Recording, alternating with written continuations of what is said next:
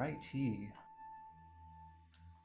So when last we left off, the Left Stars had been returning from their encounter with the glacial changeling Frostrot and the aberration that had plagued it within its mountain. Vowing to help you in whatever way it can, and sharing what it knew about the aberration's origins, the party set off back to the recovery squad camp with haste, generally ignoring the need for any kind of substantial rest, being as that rest takes a while around here, but also not quite taking the stealthy approach because you wanted to get back home in the safety of the shelter.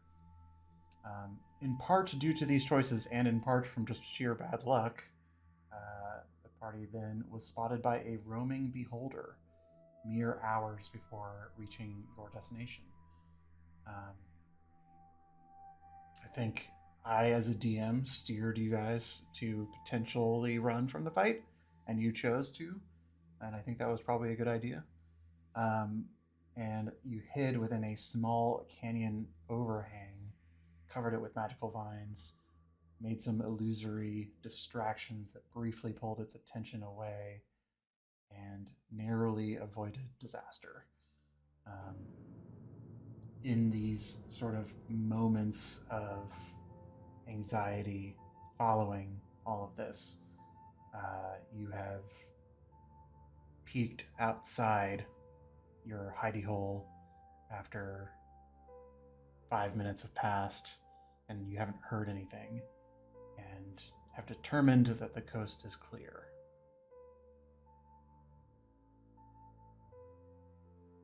And that's where we left off. Does anyone know what that was? Does any of us know what that was? Flint, you last session had rolled a nat 20 Arcana roll to just figure out about the aberration in the cave. If anybody would know anything, it would be you. So if you could roll me another Arcana roll. Sure. Tentacles and eyes and oh god, it vaguely looked like the thing in the cave. What the hell is happening on this island?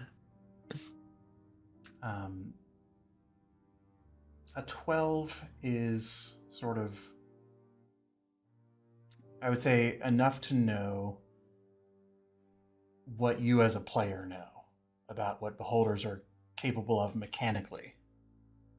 Okay. You've heard about like corrupted, foul magic gone wrong to create sort of like floating flesh.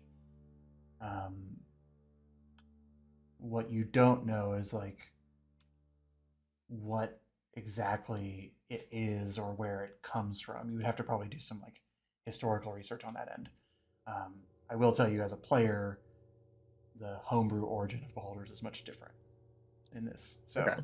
You forget everything you think about that, like about beholders. Don't they like normally just dream another beholder and suddenly there's another one? Like that's how they breed or something like that? Yeah, something like that. Like ignore that and ignore any like behaviors of sort of like Xanathar or these like famous beholders. Like they don't exist. Whatever this was is more alien. Okay. Yeah, I don't know a ton about them, but I know they're real bad news. Probably very fortunate that didn't find us. Mom, you doing okay? You look a little cramped. Murda is like, I think she's like pushed up against a canyon wall, like trying to force elk mouse off of her because it's just really tight in there. And she says, "Yeah, I'm fine. What just happened? I didn't even see it before we were running." Big eye, tentacles, trying to kill us, most likely. Not good. Also not elemental. That's fair. They are still very much aberrations in this world. Yes. They are not some sort of weird elemental version of a beholder. Correct, yeah. Okay. But so was the one in the cave. Yeah. Whatever that was. I will I'll scoot out of the way to give everyone a little bit more room to talk. Are we safe to move on? Because whatever direction it went in, let's go in the opposite. Even if it's a little out of our way. Let's just get away from here. I'll peek again, see if I can see the remnants. Roll perception if you'd like. I'd say the reaction you get, Clax, is that Drada gives a big thumbs up. Right. I mean, you don't see it, and that's probably Yeah. a good sign. I'm like too scared to look out, but like I keep like just like one eye out there, but scared to put my full face out there. We're good, but I don't know how good it actually is. Those things don't travel in packs, do they? That'll be Oh. awful. I don't think so, but All right, then let's get out of there. Drada, which way did it go? I don't know, but let's go back this way. Got it. I will kneel down to invite Flint to climb up as the slowest member of the party. I will gladly take a ride. There are so many hooves in our party right now. I forget how long Wild Shape lasts, but I think it's just an hour. okay, it's Unless not. It's not It long. depends on your level. What I was gonna say is that it's not long before you hit the river, and we'll probably need to pop out if you're going to do your water walking shenanigans or anything of that venture anyway. Oh, right. Have Yeah. forgot there was a river we have to cross. Okay, I have another third level. You've also got that ring. I don't know if you've used it yet. I haven't. Yeah. Yeah, so once we get to the river, I will pop out. Water walk worked well last time, didn't it? Yeah, and you guys have practiced in it, so I'm not going to sort of make you roll for it. Cool. But I think time is of the panicked nature of it might inspire you to not ritually cast it, just because you're trying to get as far into safety as possible. Is this the same river that like ran over the edge of the? Okay. This is not the river that had any kind of like poison or acid flowing through it. Yeah, I can cast water walk. I'm trying to see if it up to 10 willing creatures. Yeah, we're good. Yeah, you're fine.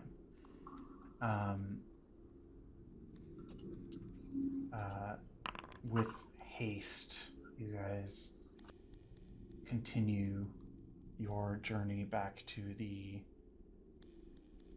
recovery squad camp. As you approach it, you're looking at it in the distance, and as best as you can tell, business seems normal. The storm has cleared for the time being, at least. Night watches have been set up with the variety of recovery squad soldiers, either establishing the normal perimeter around the camp or sleeping in the hammocks that that establish the second layer of that perimeter in case they need to be called to arms immediately. You would probably also expect, and Murda will tell you, just sort of during this walk, is that, we didn't take the stealthy approach, so they probably weren't expecting us to come back so soon. But that's probably for the best. What do you mean that that's probably for the best? Well, we have urgent news.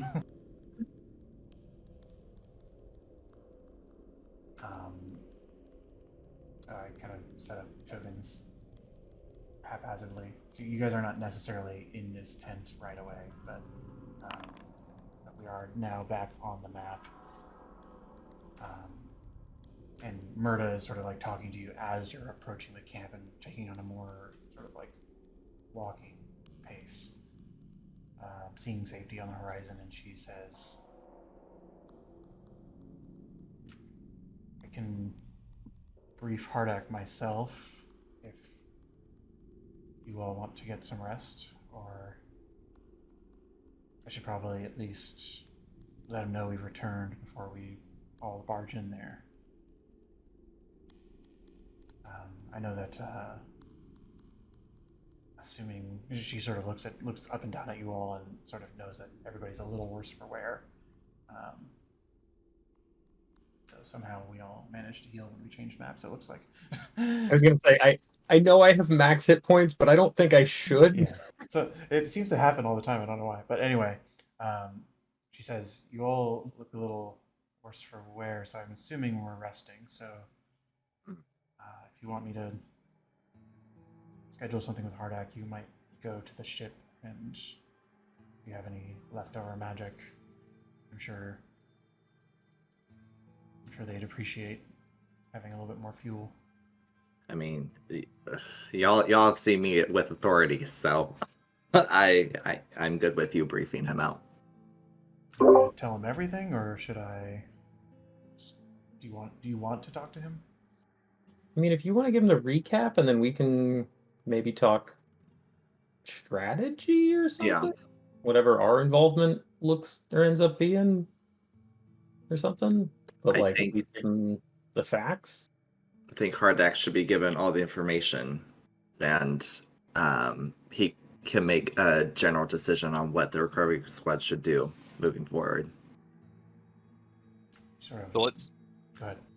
I was just gonna say, so let's just kind of as they taught us in the barracks, what could go wrong? What are we hoping that Hardak does for us? Well, what would you like to do? I mean, That is sort of the big question: is do we want to stick around here and help dealing with the Lightning Mountain, or do we want to refuel the ship and get out of here? I mean, if we're here, it certainly seems like we should help if we're able to. This island clearly has something that needs attending to, and the recovery squad already seem to be stretched thin. If we can lend some extra help, it seems like that would be the best course of action. I don't really want to leave without solving the problem. We did at least learn a way to weaken whatever's over there, right? I think you saw the veins of the mountain within the rocks, didn't you? Just like some way of cutting off the supply line almost. Drana replies and says, I saw what I saw. I hope it would be useful. We don't know if this mountain's the same as that mountain. Maybe True. Something else is happening, but I know what to look for. Well, we've got the name of 6 pretty powerful, glacial changelings that can help out. So, I think that's a pretty big leg up. Are we revealing that information as well? I don't see why not. I don't, unless we think for some reason Hardak and the recovery squad wouldn't like working with elementals, but I don't get that impression. Murda speaks up and says, I mean, recruiting them is the hard part. Finding them, that if urgency is the action, we may simply have to hope that Frostrot shows up. I don't know if we have the time to go search for 6 allies. Yeah. And I'm kind of in the same boat. We've been on this island for a little bit longer than we expected. Everything's been a little bit slower than we thought to kind of come and check out Aesop's parents, and we still have his father missing. Yeah. So I think time is of the essence at this point to try and push forward. So what are we asking Hardak? Are we asking him for assistance? And if he says no, what is our course of action? Versus if he says yes, what is our course of action? Murda speaks up to say, one of the course that he's been taking has been to send a ship back to Consonance. And if I recall, that ship could be ready within just a few more days, especially with your remaining help. But this could be over in 2 days if we stay. If Hardak wants to take that course of action, it's very likely. It's rare when we bring the army that things don't get settled pretty quickly. I'm sorry, say that last sentence. It's rare when we bring an army to a fight that we're not able to settle the matter pretty quickly. But she also sort of looks down to Aesop and says, but also your father is still out there. You have no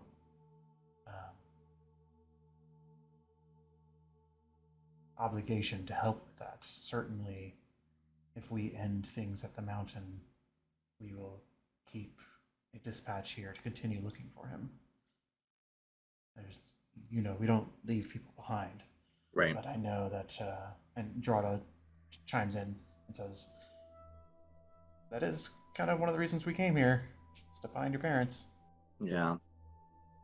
Well, and I mean, I know we have a lot of items on our to-do list, but this feels like a more urgent one right now than most. The only one I can think of that's potentially more urgent is, I know, Mouse, you've been pretty concerned about your island. Do you think another few days here, is a problem? I mean, I'm not sure really what we can even do about my island. Like, sure, I'm concerned, but we can't get there.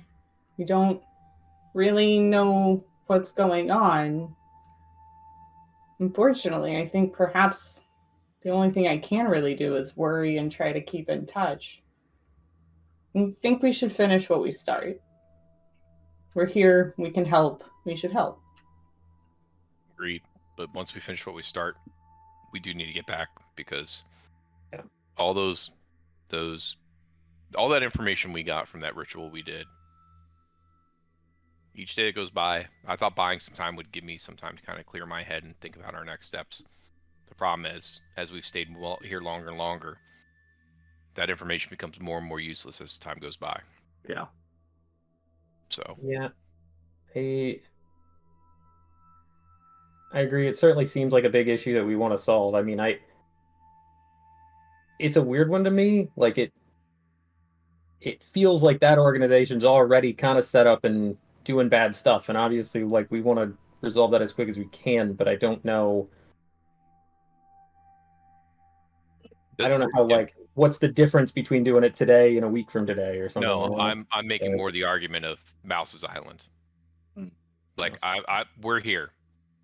Either way, it's going to be a couple days to leave. It's going to be a couple days to hopefully solve the problem. That's committed. I'm just saying, like, once we get beyond this and moving on, I think getting back to Consonance would probably make the most sense after this. All right. Murda speaks up and says, well, assuming that Hardak does make the choice to go to war, and assuming that it is successful, it will only eat up a few hours of fuel on the ship. The ship will not. The timeline to return home has not really changed dramatically, at least for one ship. The time to get everybody else back, who knows? But if we can settle this, then things may clear up. As she sort of looks up to the storm.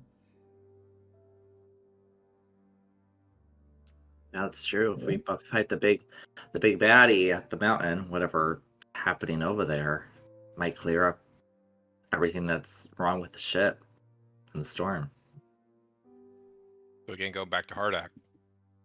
Murda, do you feel comfortable having the conversation alone with him, or do you need us there for support to try and persuade him? I know, or at least I picked up on the history with your family and his, and your husband being the former leader, and like I don't pretend to understand all that, but will us as outside voices help or hurt the situation? She kind of clears her throat, like sort of looking down at all, looking towards all of you, and sort of judging your bravery to sort of offer this in the moment, but also considering how this decision would put her son in great danger. She says, if this is what you want to do, I am pretty confident I can convince him. I look already, so you are amazingly powerful and a great speaker, and I'm very confident that you can convince him. And I pat her on the back and give her guidance. Hey. And I just look over at Aesop. Aesop, you're good on this? Yeah, I mean, even though my dad's still out there, he's still going to be affected by whatever weird alien shit's happening that was happening to us. It's probably happening to him, so if we fix it, he's also in a bitter state. Alright. So then, Murda, you're good with your action, and I think the rest of us will head to the ships to do whatever you magic people do to make them fly, and then do we meet back up or do we go get some rest directly afterwards? I would just return to the tent that was reserved for you. I will talk to Hardak, and I'll stop by before the end of the night, but if all goes according to plan, I assume he will call a war council tomorrow morning for anybody who will be joining. So, in the morning, I would continue resting, but be prepared after breakfast to join the council and to hear what the plan is. Which way to the ship? I got a few things that I could add into it, I think. Yeah, she points to the western end of the camp, and you've been to it before because you had Perfect. revealed it at one point. But she nods, and as you guys are entering the camp, the sort of soldiers on watch are sort of nodding brief welcomes to you, and she sort of directs you to your tent and sort of says, here's where you can sleep. The ship is that way. I will check in with you soon.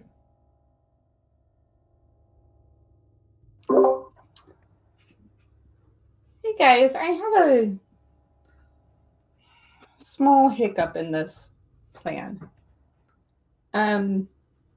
We need to charge up the ship in order to get to the mountain and get the army there, right? Mm-hmm. But it takes us 3 days to rest here. Do we have 3 days to rest and recharge the ship? Or are we recharging the ship with resources that are going to make us not very good fighters when we get there? I'll DM, if I failed to imply it, the idea is you'll get a long rest before you leave. Cool. Seems like it's not that big of a problem after all. On second thought. Never mind.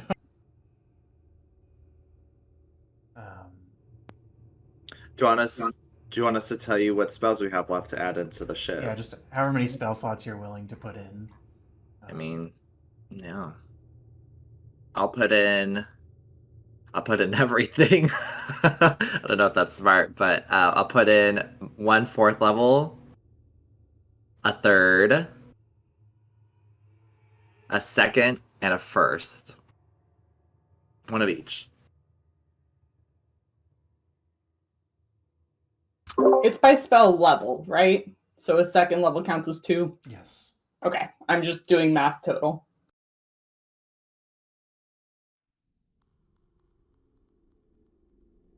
I'm trying to decide if I think my measly 2 first level spells matter. But sure. We're in the safety of the tent. Yeah. What could go wrong? Yeah. Do What I- could possibly go wrong? That's Everybody what we dies. said before the beholder showed up too. Yep. Yeah, I'll dump my 2 last spells. Hope we don't need my robots. Flint, give me an Arcana check. I'm just curious about something. I forget if you really observed the ship at all before. Okay. I forget if I sort of described this, but there's sort of a large gem on the ship that you channel your spell energy into, and kind of like a loading bar or a battery. It literally renders sort of like what kind of charge is within it. On a 16, I say 16 is not high enough to figure out like exactly everything, but you feel like one interesting thing you pick up on is that it's charging faster than you expect. And this has always been true. This is not just this time, but it's like your first level spells are almost like twice as effective as you would expect them to be. Okay. Can I observe that? Is that everyone's spell? Yeah, everybody's spells. Okay. So I have 18 spell slots, so I'll just start plucking away. Full casters. And I'm keeping a 3rd level in case someone needs Revivified. Smart. Somebody has a heart attack overnight. Just in case. Just in case. Is there anything you guys sort of talk about as you're hanging out in the tent? No, I'm just imagining a D1000 table for ailments and natural causes that will kill you in your sleep. So, and it made me chuckle. Drada asks, like, should I go listen in on things? You know, like I do? If we can guarantee that you're not going to get caught, because these guys aren't like normal town guards. Yeah.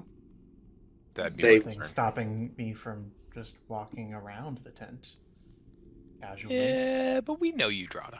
Yeah. All right. Yeah, it's pretty lit up here, so I don't think you'd be fully invisible. Let's just wait to see what they say in the morning or tonight if my mom's gonna come back. I could go listen. No one suspects me of anything. If you want to. Stop practice. I was just joking.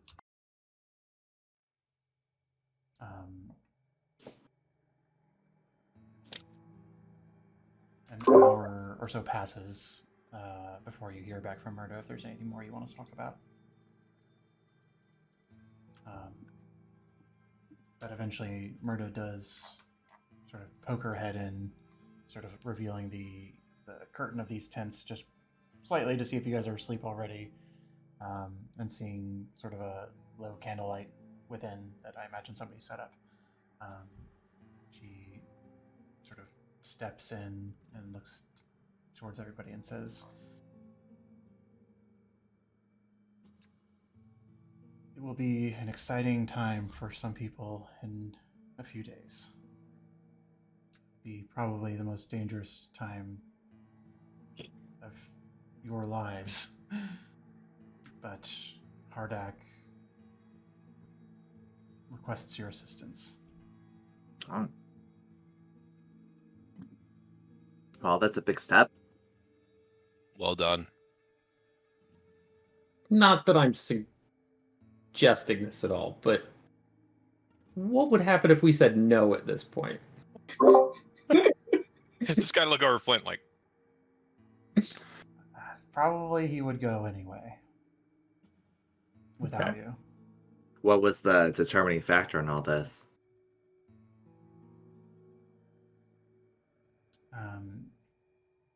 Roll me a persuasion check. Ooh, okay. You see her sort of actively biting her tongue. Oh, God. Welcome back, everybody. I'm tired. Oh, And you know, unfortunately, she's immune to your silver tongue. yes, she is. I get it, Mom. I get it. You. I'm not good with authority, clearly. Watching this happen and her refuse to answer, though, is there anything that gives us a hint that we should be more worried than we are? You can give me an insight check if you'd like. Mother keeping secrets. Yeah, is it like a suicide mission? Like, are they all willing to die? You know that would not be true, but I didn't see your dice or something. It's fine. The instinct you get is that, say with a 20, an instinct you get is that she's uncomfortable because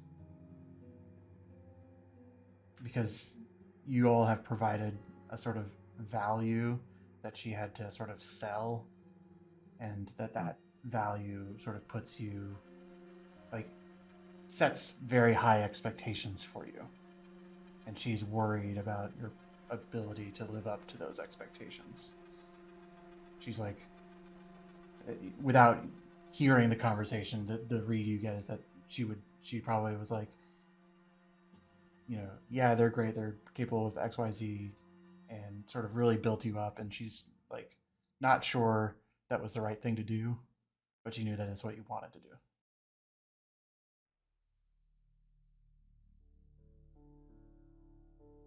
Well, go right ahead, Mouse.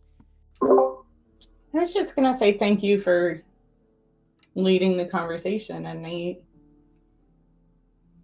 I'm glad we get a chance to help.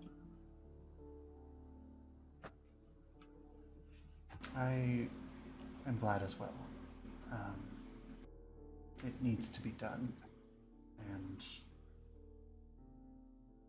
without you, it wouldn't be possible. So I think it makes sense to bring you along. It is difficult. You imagine Ardak being so rigorous with formations and practiced tactics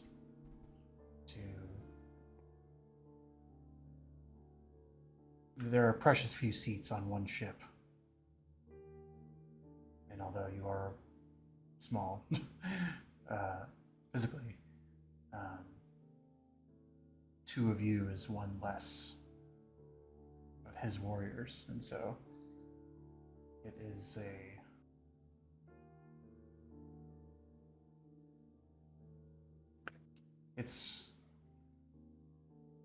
I just hope that everybody will be okay.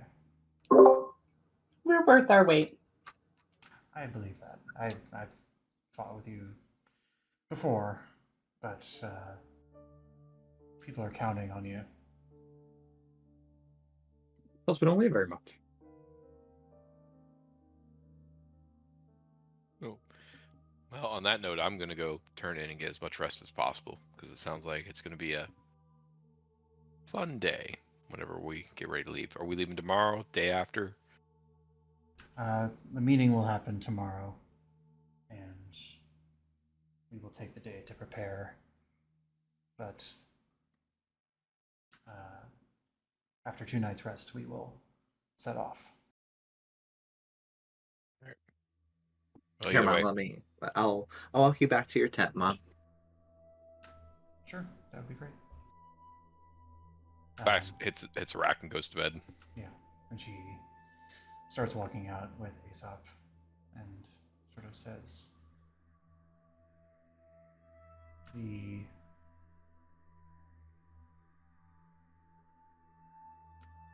I think as she's like thinking about what to say, I'm gonna give her a big hug. I imagine we're kind of the same height. Maybe she's a little bit shorter than me. I don't know how we figured that out. Shorter but bulkier. Yeah. So it's harder for me to get my arms around her, but I still managed to do so. I'm like, I'll just whisper in her ear. I'm like, Mom, it's gonna be okay. And I'll let go. Can you give me another persuasion as if that first one was with advantage? Sure. Hey, lots better. Hey. She says, we've talked about it before, but the prophecy, Two Tails, they have this belief that without Tirok here, your presence guarantees victory. But Ooh. you know how that story ended. Mm-hmm. The victory that Barden won cost him his life. Right.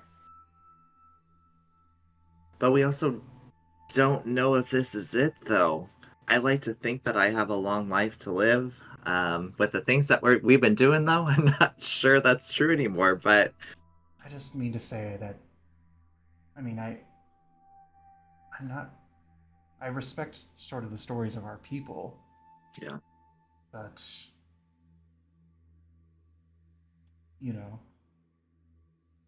it's hard for me, is all. Yeah. I would. No, I understand, Mom. With respect to you, I would rather it be Tirok. He just has more experience in this, and people follow him like nobody else. I certainly expect people don't expect me to be a leader. Of course not. I think you are a symbol of sorts. That's understandable. My God, it's something I didn't even. Sometimes I even forget that I have details. If I'm going to be honest, it just. I saw how it affected Dad, and I didn't want that to get to my head. It was something I was born with, of course, but I guess it's always looming over us, right? And whether or not it plays a part in tomorrow, I don't know if we can control that. Also, I mean this with the most respect, but is it even a prophecy just because it happened one time? I would agree with you. I don't think a lot of people in our community would have that same opinion, including including Dad. But just know that I share the same opinion, and I will be supporting in the best way I can. As you've seen before, I got a few tricks up my sleeve that you also haven't seen yet. She sort of grabs her sword and says, "So do I, but maybe I'll be able to unleash it this time." Yeah, so we don't want to burn our poor ally. My main priority, though, is making sure that you and my friends are okay. Well, Just hope that that's also clear with everyone else. well, I will be there. I know I'm retired and you don't like that, but I can't not be there. So, Yeah, no, I get it. I mean, when I found out that you and Dad were out here anyway, of course I was. It was a range of emotions: pissed, annoyed, didn't hear from you, but I was also gone for a while. This was a big part of your guys' life, and now that I'm actually seeing a whole nother side than what I was growing up to be seen, to be shown, I get it. and this is this. She sort of like looks towards the mountain, which you can't really see at this late hour, but she says, "This is a side of things that we've never really seen before at all."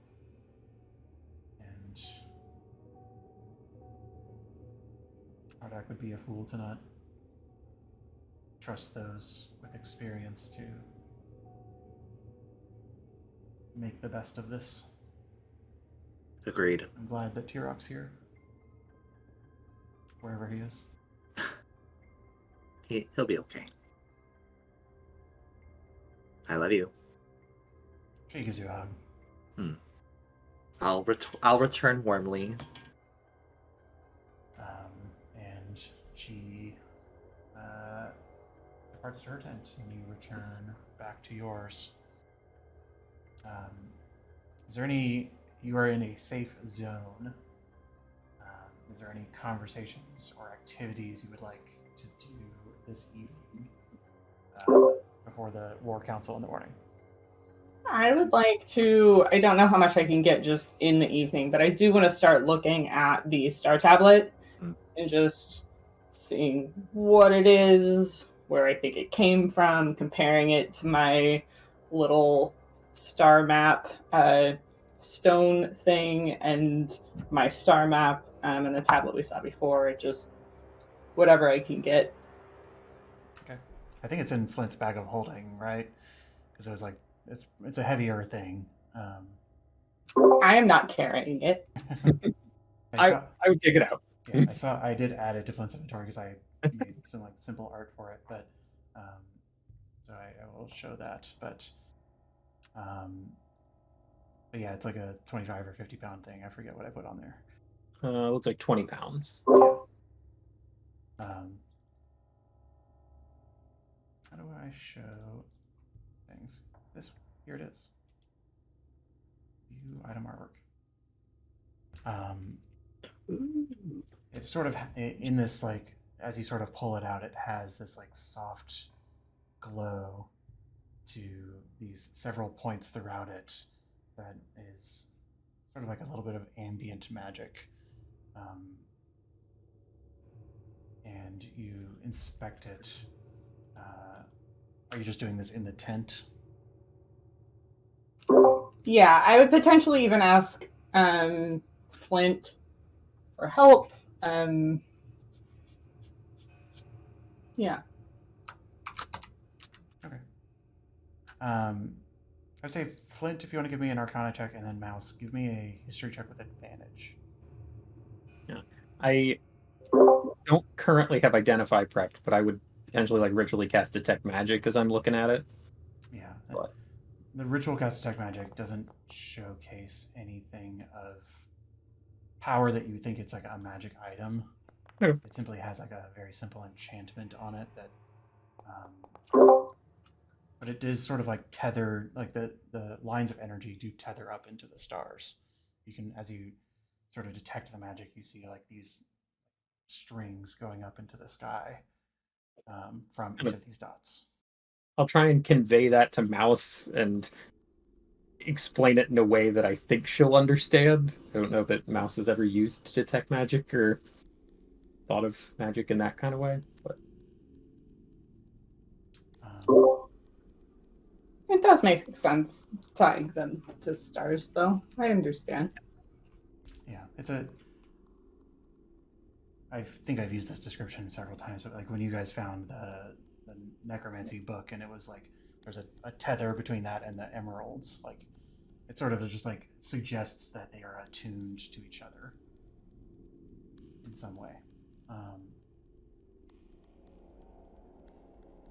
I'm going to have a brief flashback scene for Mouse back in Speridon as a young child. Ooh, exciting. How would you describe sort of that setting? Like, is it tropical? You're sort of I'd say in a tent, getting lectured by Olive. Yeah, I would call it very tropical. We would probably be in kind of a semi-permanent structure with like papers that roll down to give some privacy. It's warm, smells like outside.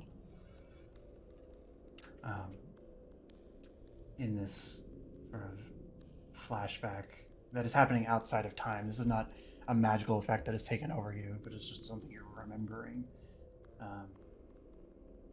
Olive is going through this sort of tapestry of stars that are sort of ancient legends and talked about in the various stories that she tells, and this is sort of like the religious side of lecturing. It's, you know, she reveres some of these things, and she stands out as being somebody who takes that much more seriously than others. But she comes across a sort of set of constellations that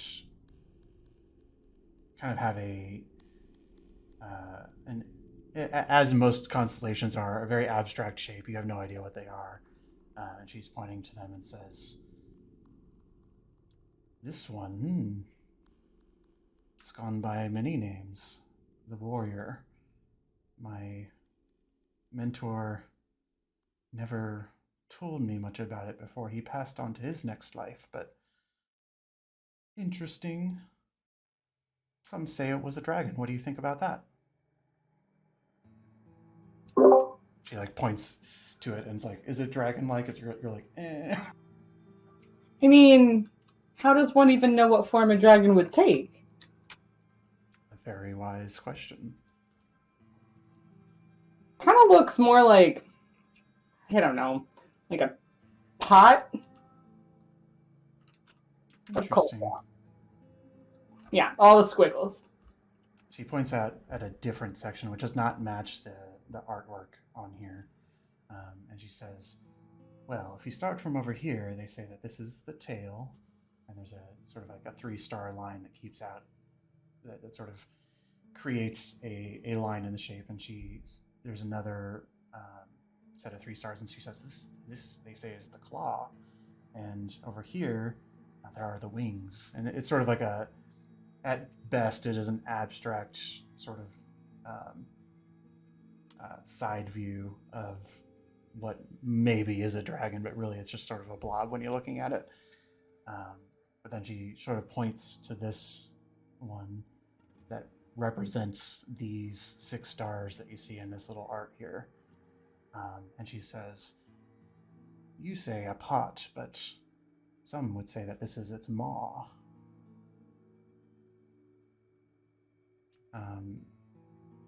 You kind of come out of this flashback looking down at this shape, and then you sort of look down at Clax sleeping, and there is like, Clax, you probably take off your armor at night to sleep, I imagine. That is a good question. In this setting, yeah, I would have, because we're surrounded by guards. Yeah. And you probably have some kind of like underclothes or something of that nature. Linen, you'd have the Yeah. padding underneath, and then the linen underneath that. But I think it's like, gosh, I'm gonna have to look this up. I think on your backstory you say that you have this like a birthmark on your like shoulder blade. Correct. And you look and see sort of, I would say a dragonborn birthmark is sort of like deep lines that sort of outline the scales. Almost looks like a scar underneath the scales. And it has a very congruent nature to this shape. And it just sort of triggers in your mind that some say it's a dragon. And you see this shape on Clax's body. Yeah, I wake up Clax. Clax! What? Like, immediately reaching for weapons. No, everything's fine. Have you always had this mark? Kind of reach over my shoulder, kind of point. That one right there? Yeah. I think so. Oh, what? Trying to wake up, trying to figure out. So, what's going on? So I'm looking at this tablet, and I think it might have something to do with you, or maybe just dragons in general. And I will recap the kind of flashback with Olive and hold up the tablet next to him, assuming I could pick it up. I probably can't pick it up, and say, what I don't understand is why it's also on you. I looked at your backstory. It's on your right shoulder, so you can decide if that is visible to you or not, Clax. I don't know if it's on the back of your right shoulder or sort of like. No, I assumed it was on the back. Like I can see it in a mirror and yeah. people pointed it out, but I can't physically see it. Yeah. Forgive me, I'm actually trying to get into my Google Doc right now and I'm struggling. I'll say, you don't have to look at it. It looks like this. Okay, so again, so what's wrong? I'm not following. I'm sorry. I don't think anything's wrong. Do you and your people have any stories about dragons in the stars? Or Flint, are you still just part of all this? I'm kind of imagining that Flint's like half woken up over in the corner, just giggling at this interaction. Roll a perception check, and Aesop and Draught are there too, but maybe you've dozed off and you're just sort of like figuring this out with the loud exclamations. With 14 wisdom, I'm gonna. Yeah, I don't think you really like fell asleep yet, and I'd say you're sort of at the tail end of your detect magic. But like as Clax has been brought closer to it, you start to see like the lines drifting down to connect to his back.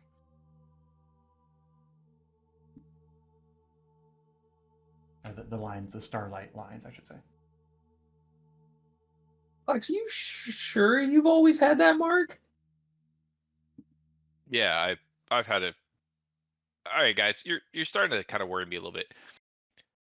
There's a whole cultural thing with my in Ildre that I just haven't even really gotten into, but it's oh god,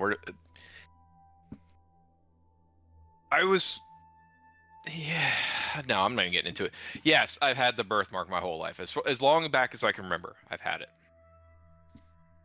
It's always been there, and it's just kind of grown with me, and I just assumed it was just my scales stretching out as I got bigger. Yeah, I think Mouse is onto something. This isn't like it just sort of kind of looks the same if you squint at it. Like you're connected to this tablet. There's some magic lines going between you and it. I mean, the stone tablet. Yeah. The one over there on the floor, right there. Mm-hmm. What lines are you seeing? Because I'm not seeing any lines coming to me. I am using magic and it lets me see like if things are sort of, connected or, what have you. And you've got some sort of connection to this thing, whatever it is. So what's the tablet say? Oh, sorry. I was going to say, like, describing a little bit further the lines that Flint sees, they sort of show a link between the tablet and the stars. The energy that you see sort of drifting towards Clax's body as you sort of observe it more closely, it seems like it's trying to connect but hasn't, or like it hasn't activated yet, or like something needs to be done still. So the lines are trying to connect, Yeah, but they're trying not. to. Okay. Have you touched this tablet yet? No, I don't remember touching it. I mean, you just like hold it for a second? I was hoping to get a good night's sleep. Get out of the cot at this point. Walk over. This one right here. The only one that's in sight.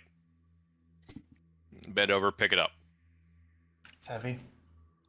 I mean, not for you, but it's like a heavy bowling ball. Yep, it's made of stone. So there's part of me that wants him to breathe fire on it, but I also don't want him to destroy it, and I don't know if it would or not. That's just like a hunch. Are you saying this out loud? Yeah. You're in a tent. Also, We should, at the very least, go outside and away from flammable things. But we should maybe study it a little more before we, incinerate it. All right. I mean, didn't you say it was magical? it has got some like magical connections to things. I don't know that I would say it itself is necessarily magical. So like it might be breakable.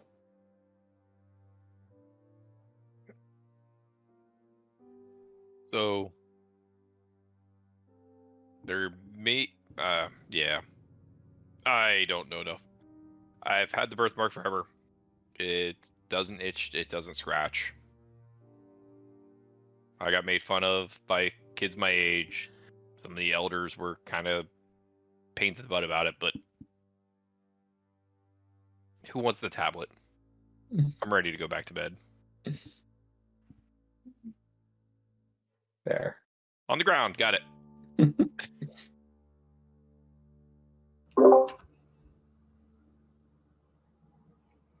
I am not satisfied. Mouse will go back to studying the tablet and try to like both note and like recreate it using, I think I even have a forgery kit, kind of remap it on paper just so that I have it should we decide to destroy it. Mouse has a forgery kit? I'm pretty sure that's true. I not shocked. Top secret. Well, I'm what? not either. No. You have a cartographer's kit. I don't think you have a forgery kit. I could be wrong. Ah, damn. I have a cartographer's and navigator's tools. There we go. But the cartographers do have like Yeah. this is sort of a map. Yeah. Yeah. So that is your intent, is to just sort of let Clack sleep and study for the rest of the evening, or? Yeah, because he's gonna breathe fire on it.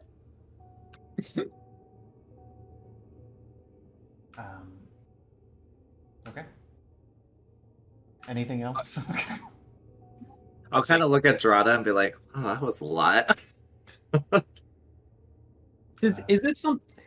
Can I just try and like look at this tablet and see? I know you had mentioned at some point it looked old or worn. Is there anything that I can like help like clarify the lines or whatever with like mending and stuff like that? Like I know it won't Yeah. get much, but Mending is like super gluing two pieces together. You don't have any other pieces.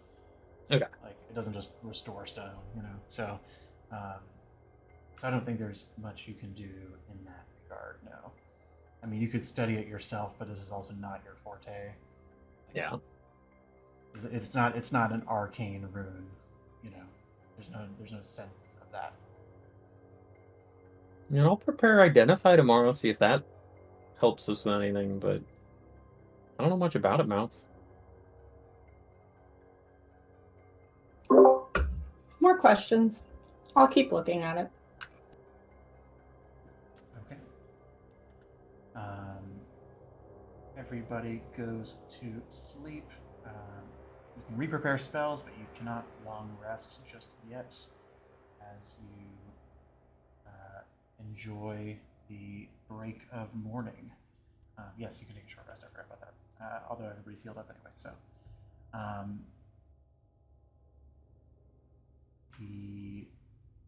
as well hit this for Drada as well.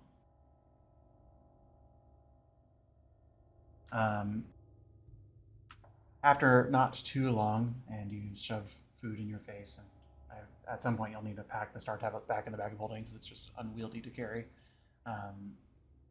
You are invited to join the War Council. If there's anything you'd like to do before that.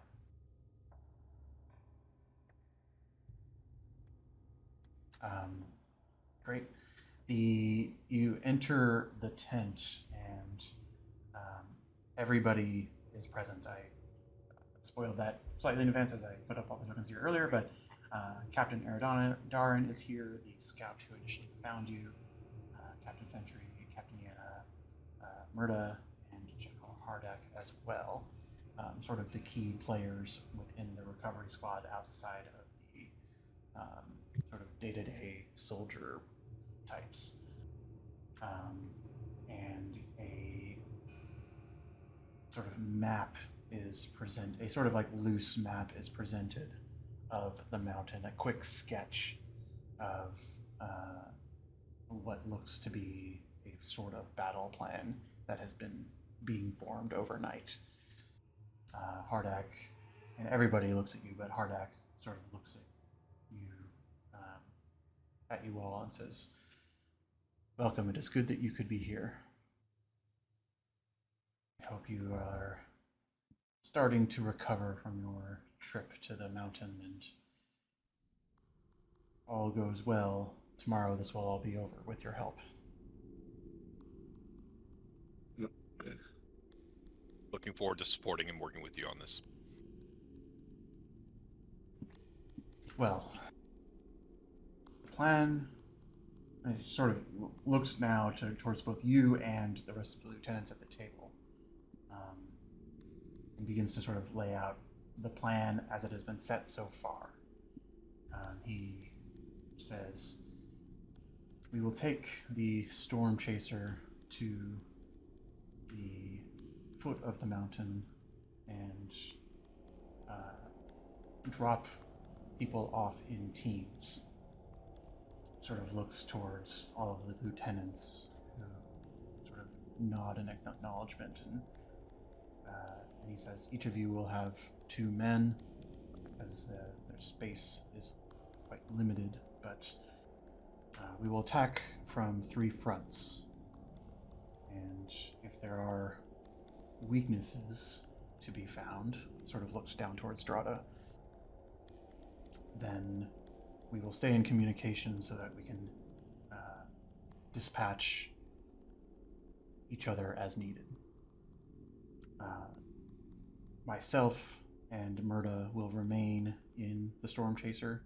Murda, you still know how to use the cannon?" And she sort of excitedly nods. And then Hardak looks down at you and says, "You all have not been assigned to any particular squad. You could be put in formation with any of these individuals, but my advice would be to allow us to take the front lines and for you to get a lay of the land in the rear of the formation before you may join a squad on your way up."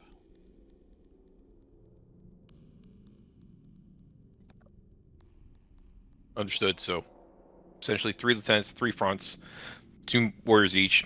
Going to split off, perform your maneuvers, work up. We're going to identify any weak spots. Where we find the weak spots, we use Drada as a runner or notifier. And that's probably where we'll go reinforce, help push up against that flank, and then kind of go from there. Is that what I'm understanding? For the most part, correct. I think that the nature of such a combat will not lean on stealth. He sort of looks to everybody on the table who's wearing heavy armor and says, "Chances are we will be shouting at each other from afar. So if anything is spotted, say it loud, say it clear, and it will be taken care of." Understood. The trek up the mountain will be hazardous, but I believe Captain Foundry has some supplies to help with the journey. The sort of full helmet, glowing-eyed female captain sort of replies in a soft voice and says, "Of course, we do have such potions in reserve for an occasion where climbing can be difficult." And she starts to hand out a series of spider climb potions to everybody, and says, "With this, you should be unhindered by the climb.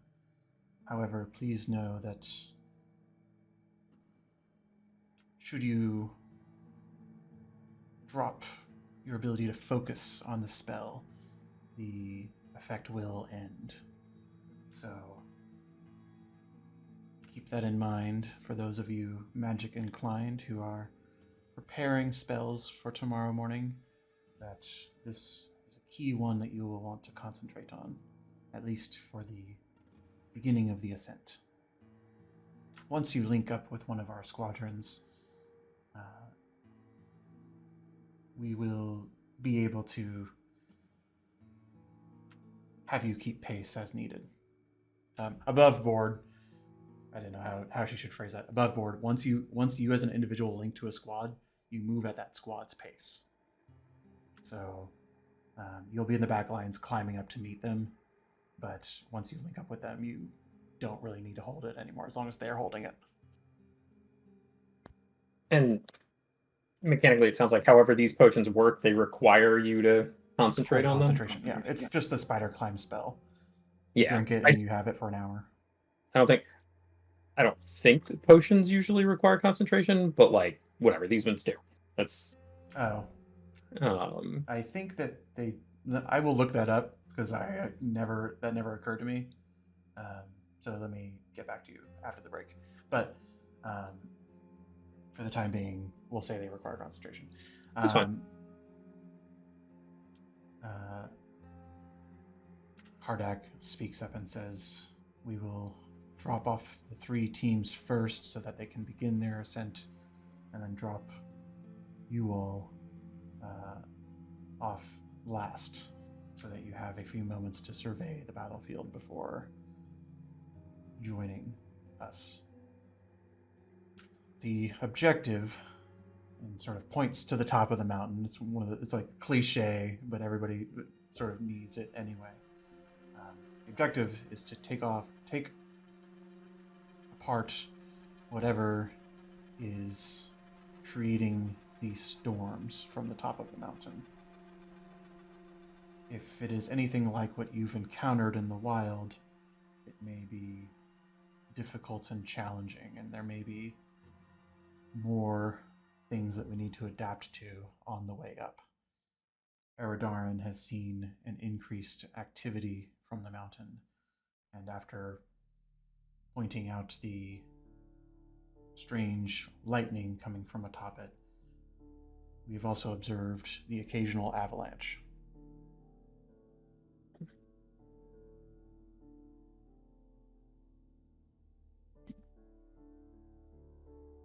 So the plan is to make this attack tomorrow? We are not the type to act under the cover of night. So once you are all, sort of looking at you and Murda, once you are all rested from your encounter tomorrow, or from yesterday's encounter, then we will head out promptly. We had gotten the impression that that glacial changeling we had encountered would potentially help us. I don't know if we have a way to get communication to him until tonight. Eridarin speaks up and says, "The signal you sent to help us locate you, if you have that ability again, I don't know that you could communicate with this changeling necessarily through such means, but if Tirok is out there, we should send a signal." Is that Skyrite? Yes, think it it was was. Mouse who did it. Okay.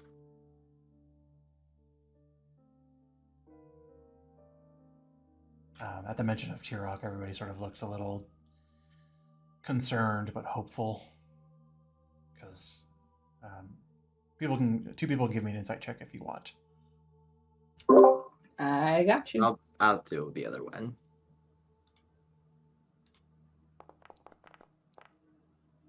Okay. The Aesop picks this up a little bit more than Mouse, but at the mention of Tirok, the general feeling you're getting is that it would be nice to have reinforcements. Yeah. One ship to go there. That's a huge boon to have more help.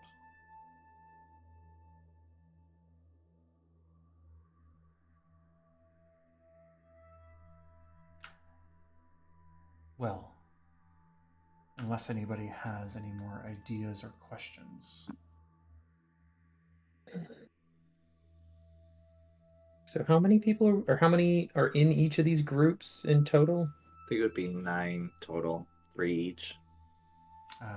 Each captain has 2 soldiers, so the 3 captains have 9, and then Hardak and Murda are going to be in the boat, and then there's the 5 of you.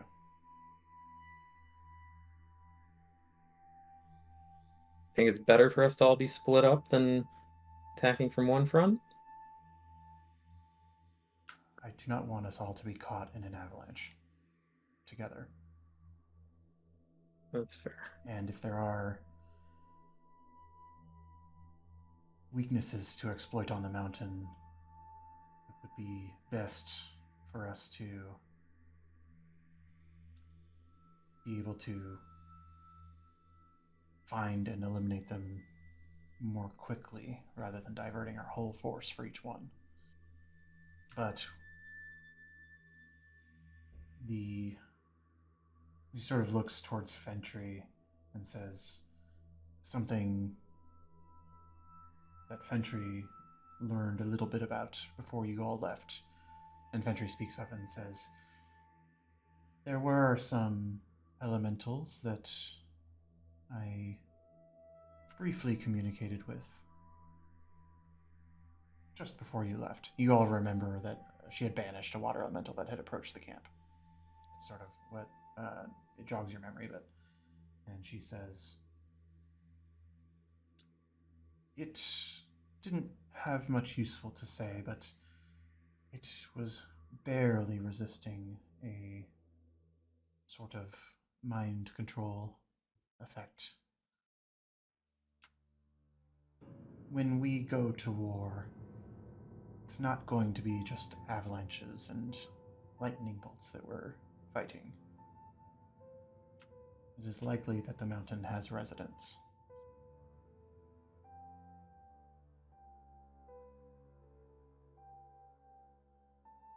They'll definitely want to use elementals as a shield. I mean, it's already kind of done that already, hasn't it?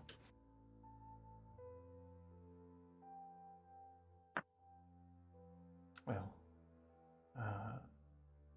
Niana speaks up and says, well, we will just need to know that we can adapt as necessary. I've been delegated sort of a tactician role so that I can reposition people more quickly as needed. On the field, I am in command. This is Captain Niana saying this. And Hardak says, Murda and I will be keeping the storm chaser nearby to pull away any casualties and apply the first aid that we can. But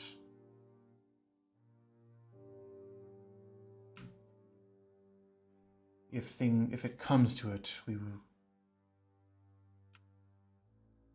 it won't come to it. But if there is a decision to retreat, it will come from me.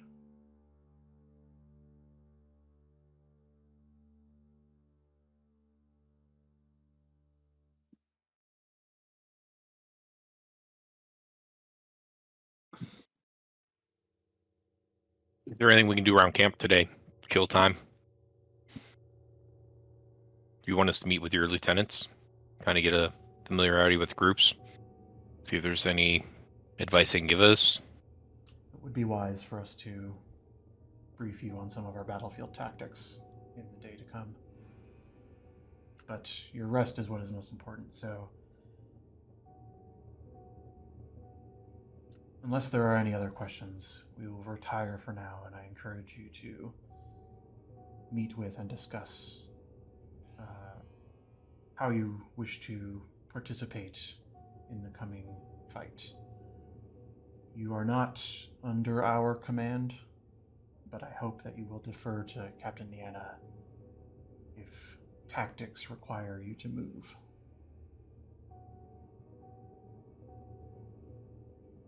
Give a nod of assent and meet his eyes on it. Flint furrows his brow a little bit. I I don't say a single thing, I think, for a reason. Aesop knows that he's not great with authority, especially since he's gotten here. So I just kind of, I don't think I have a response. Okay. For all intents and purposes, the War Council is over, and as you spend the day talking a little bit about the tactics that these folks employ, I want to give you a preview of what this fight is going to look like as sort of like an above board DM. Mm-hmm. This is going to be like D&D-esque, but more like wargaming,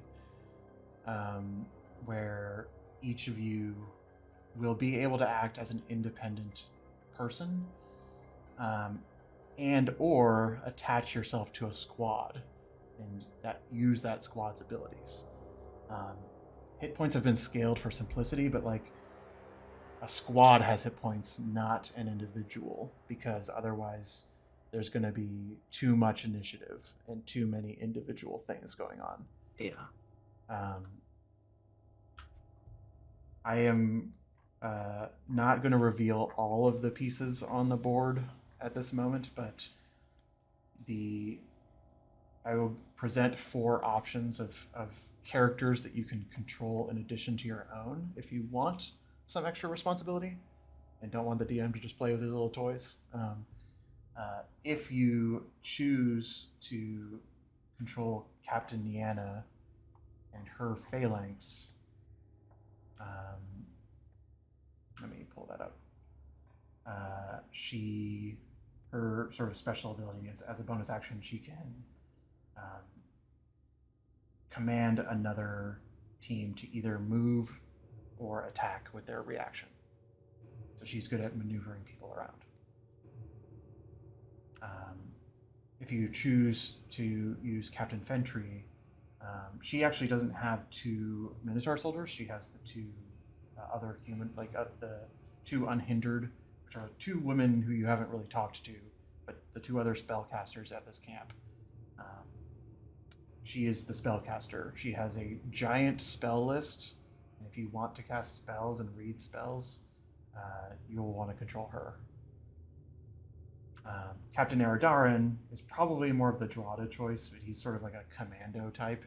He can hide and sort of like avoid detection and sneak attack and whatnot. He and his phalanx. Alternatively, you could help with the ship, in which case you can move the ship and fire its cannon on Murda's behalf.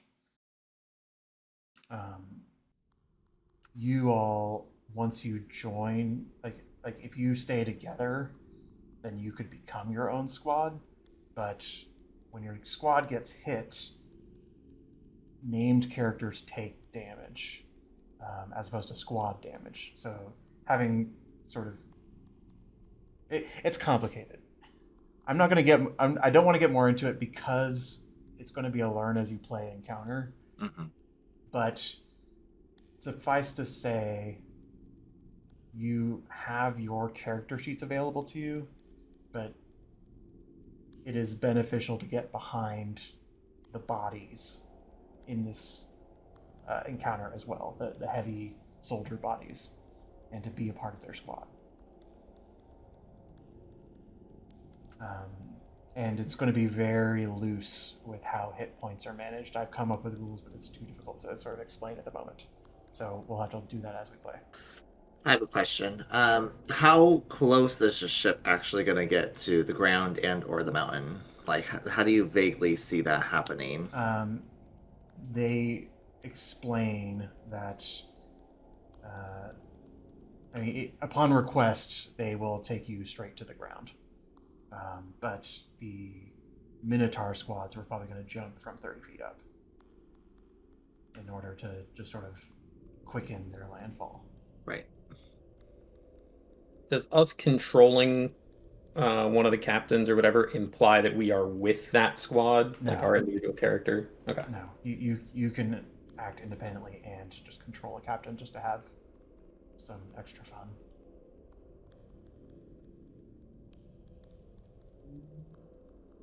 This is a lot to think about, DM. Yeah.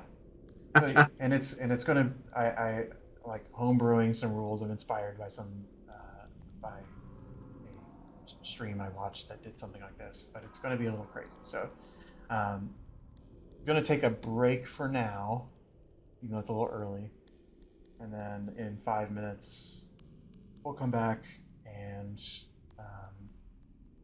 finish up any conversations you have with the end of this day, and then we'll get to the following day's journey. So we will be right back. Sounds good.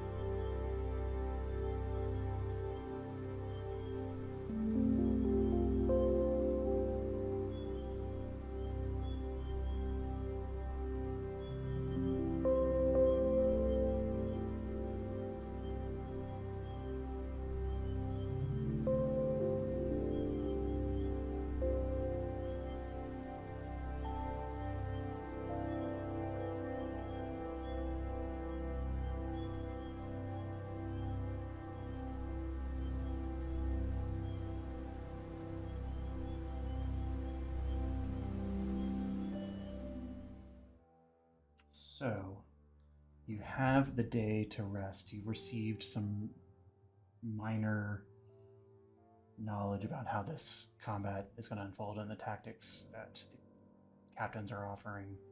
Is there anything that you individually would like to do to prepare, or something that you would like to do sort of in support of this mission? And just not saying anybody has to do it, but the idea of the Skywrite is sort of a task that was given to you. But you might have to prepare that tomorrow. So, well, this was a breakfast meeting. You can prepare it today. I was sort of assuming we weren't re-preparing spells before we went, so I was already working on my list and it's already on it. Okay. Well, I mean, one of the things that Eridarn would probably, like, in these tactics meetings, you would be asked to send one today to get anybody out there in position, but then when you're there, to send the signal that the battle's starting, which would be not a ritual in that second send, but sending a note today would be easy. Oh, I can't today. I don't have any spell slots. It's a ritual. you isn't can. it? Never mind. I can ritually cast it. Cool. What do you send? You can think about it. See, Millie was being a bad player and trying to find any non-concentration spells while you were talking about what I was supposed to do. So I did look that I up. remember. I did look that up. Sorry. This is a potion of climbing, which is not the spider climb spell. It is just you drink you gain climbing speed equal to your walking speed for 1 hour. So you do not need concentration. Cool.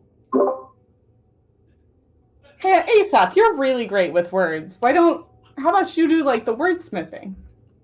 And I'll just write what you tell me. Wordsmithing for the Skywrite. Mm-hmm. How many characters or words can you put on the Skywrite? Up to 10 words. Okay. Great. While you think about that, anybody else have things to do to prep? On my end, I believe Clax will be walking to the lieutenants and kind of just, explain to them, like, have some squad tactic based skills, but not in open battlefields. Here's what I know. How do I translate this? What makes the most sense, for each of your groups? If I were to, see things going a certain way and attached to you guys, what would the expectation be? Just to kind of mentally prep for the battle and like what the expectation is going to be for it. Is really just kind of educating himself, because it's been a while since he did like worked with truly disciplined soldiers, or in his case, City Watch. And this is different. A battlefield is very different than being in alleyways and pub brawls and stuff like that. Okay. For the time being, I've copied one of their abilities to your character sheet, Clax. The Okay. Phalanx Formation. Assuming that you join a phalanx, this is what you can expect to get from it.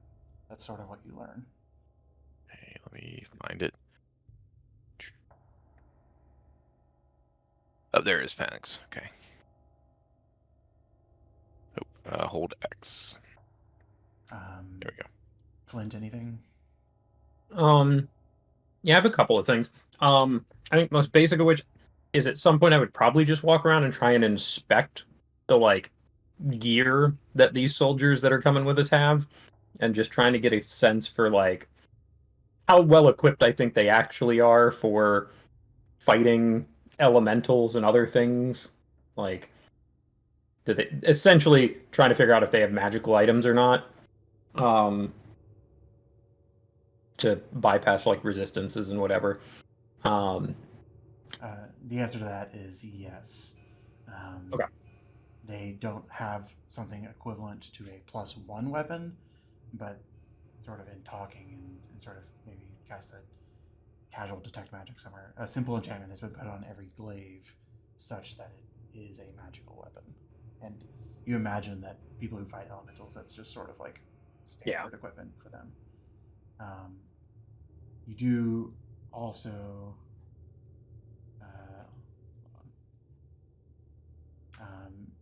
as expected, Hardak has slightly better gear. You see that his armor has a sort of abjurative glow to it, as well as the glaive that he personally carries. That has a more it just sort of like represents like a +3 weapon. Cool. And then Murda, you haven't really detect magic in front of her too much, and you never really detect magic when you picked up all her armor and sword, but her armor is also showing a magical protection on it, and her sword, the one that she like was holding back on earlier, seems to have a evocation nature to it, as well as like a small dagger that she keeps aside but doesn't use very often is also a +1 weapon. So ultimately, they, when Flint is thinking like, do I need to help them gear up, the answer is probably no. Sure. But you do learn just like some tidbits through that. And then I also at some point would just spend 10 minutes and like try and identify that star map thing, but sure. It does not render as a magic item, but what you learn from it is that it needs to be attuned, or that it is attunable. Like somebody could attune to it. Interesting. Yeah, but there's no like mechanics behind it necessarily. It's like a big question mark. Is there anything that makes me think it needs to be attuned to by like a Dragonborn or anyone in particular, or that it just feels like any old person could attune to it? Roll me an Arcana check.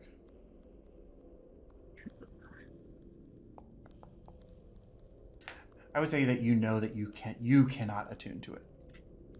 Okay. Like the ray, like as you sort of like think about this sort of starlight rays, that connection is not even trying to connect to you. No. And then my last thing is I would probably try to, at some point throughout this day, like catch up with Clax, just to kind of walk around the camp and have a little bit of a conversation with him. But I don't know if we want to do that or the I write or anything first. Go ahead. Sure. Yeah, I would just catch up with Clax and at some point while you're wandering around the camp, be like, hey, so what's your impression of this recovery squad now that you've seen them for a bit? I think they are incredibly well trained, extremely disciplined. I'm between you, man, I'm kind of actually getting excited for this attack because it's going to be fun to fight alongside them. I mean, we saw a little bit of what they could do in when we met up with them, but I think it'll be very, very interesting. I think it's something we as a group can pay attention to see if we can't pick up, some of the things. Obviously, we're not going to be able to form the phalanx. We're not all 7 foot tall and, carrying glaives, but, I think there's going to be a lot to learn. So all in all, I'm pretty impressed. Now, if you're talking about things other than their military capabilities, what specifically are you asking about? I mean, starting with if you just think they're up for this fight, I think that's... I think they're definitely up for the fight. I'm not great at reading people, but I feel that this leader compared to Asap's dad, just it's not the same level, and I think any opportunity we can help provide to hopefully bring Asap's dad back is, whether he's in that role or not, I think is something that seems to be pretty good because he seems to be very spoken very highly of. So I think they're up for it, but it also means that they're going to be watching us and make sure that we pull our weight. So it'll be a fun challenge from that aspect. And then, like, you think these are the good guys, right? No indication why they wouldn't be. What are you thinking? I think so too, but I don't have a track record for being great at that judgment call in the past, so I don't know. What do you mean? Yeah, between you and me, I've worked in a military group like this before, and it didn't go great. They make me a little nervous, but You've piqued my curiosity. it's, a story for another time. But just, I don't know. In a way, I wish we had more time here. Like, Pax, roll a history check. Sure thing. Sorry, history. All right, straight roll. What military? Like, who's Ventus fighting? Okay, on my end. That's what So occurred. That's just like what. Okay. That's what occurs to you. I'll wait till there's a pause. So continue. Yeah, like in a way, I wish we had more time here. Like, these guys are tough, and they have decent gear, but like, given a few months, the right resources and whatever, I could make this group brutal. But I've done that kind of thing in the past a little bit, and I don't know that I would again. I don't know. I'm just trying to make sure we're helping the right people. Like, I mean, we're fighting aberrations. Like, surely it's fine, but I don't know. Something about this atmosphere just makes me a little nervous, a little wary. So, Flint, I definitely want to pick up on that story on the story you want to tell on another day, because I've got some open questions around that. But to answer your wariness, what is the focus point of your wariness? I just worked with groups like I said, I worked with a group like this in the past, and I can't let it go. What group did you work for? Because when you speak military, I'm drawing a blank on. There's not a ton of organizations that you would have worked for, and if you're talking about equipping very well, getting people outfitted very highly, we're talking an even smaller and more select group of organizations. it was no big deal. Just some group. But Flint, like, I'm just saying, if we think back to like the Brass Spears guys, who were all jerks and racists and whatever, like, I'm sure they didn't think they were. They were just working for a military group. They probably thought they were doing the right thing. Like, I'm just making sure that we all think that this group's good. I think they are. Like I said, we're fighting aberrations. Who doesn't want to fight aberrations to get rid of them? But just, so here's the deal, Flint.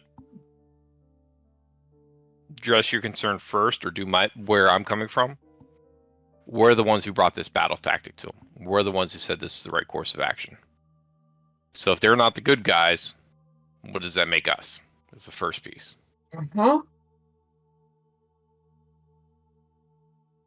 I said I think we're doing the right thing, but like at the same time, I don't like a group where I'm not in charge anymore, or like part of the decision-making body.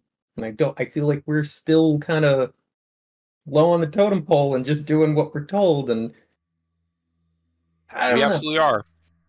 But again, going back to Flint, here's the deal. I trust you a lot. You've given me this wonderful axe that I pat on my side. It's coming extremely handy. I've seen your skill work. Who'd you work for?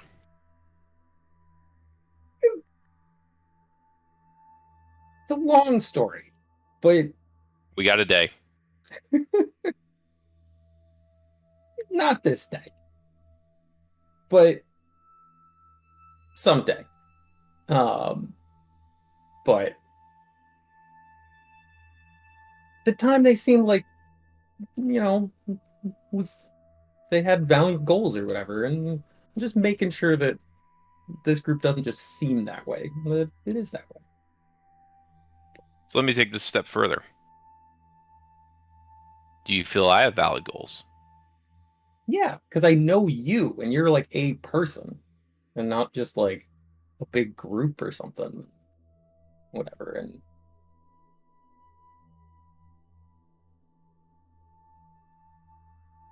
I don't know. Big group just makes me nervous. So what would put your mind at ease?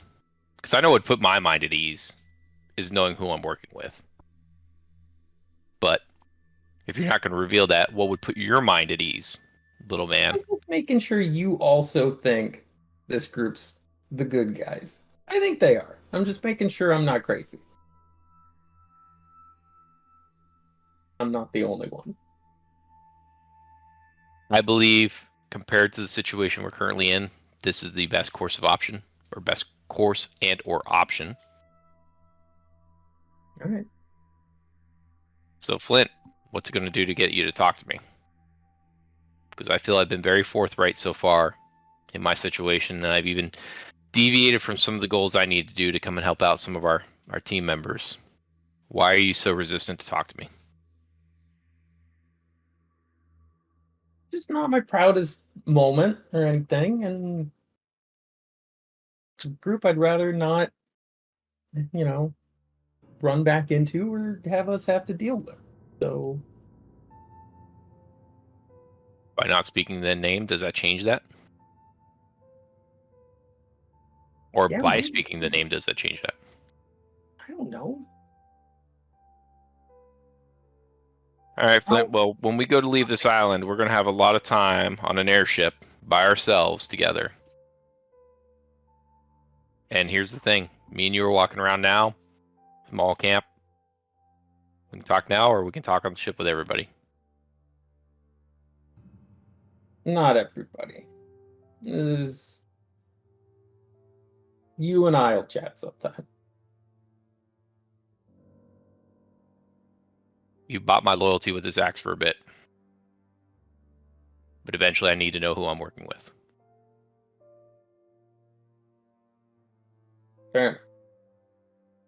Also, will you spend an hour in trying to tune to this tablet? Segue. A tune? What is a tune? Hold it and just think about it real hard. It's a rock! Just look at it, like, I don't know, think about the patterns and, like, get a feel for it. I'll give you a deal. You talk, I'll attune to this rock.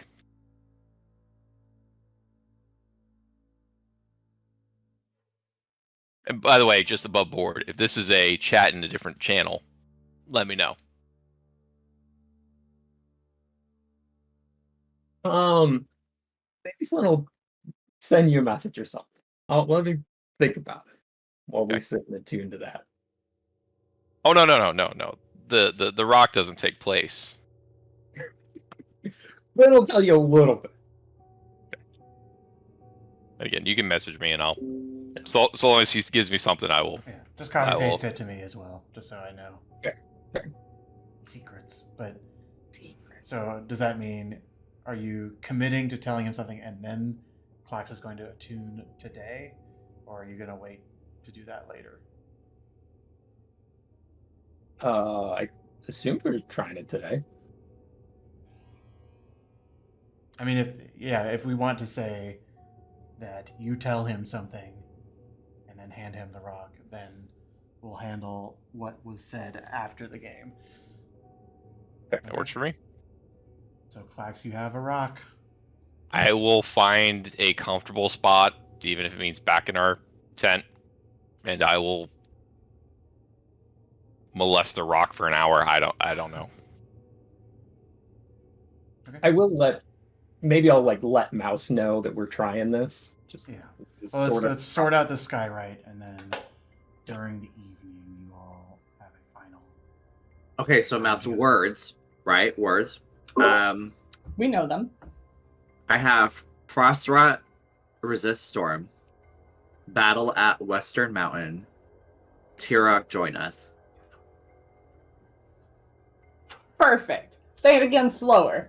And Right. I'll start drawing. Take 10 minutes to ritually cast Skywrite as I draw the words into the sky. Okay. I will say, it's not a big deal. Frostrot doesn't read common. Ah! Primordials don't speak that way. Oh. So that is not a message that you can confidently communicate. You send it out just in case. You never know. Yeah. But the skywrite is sent, and you know that you will be asked to send it again when the battle starts, so that Tirok has the signal.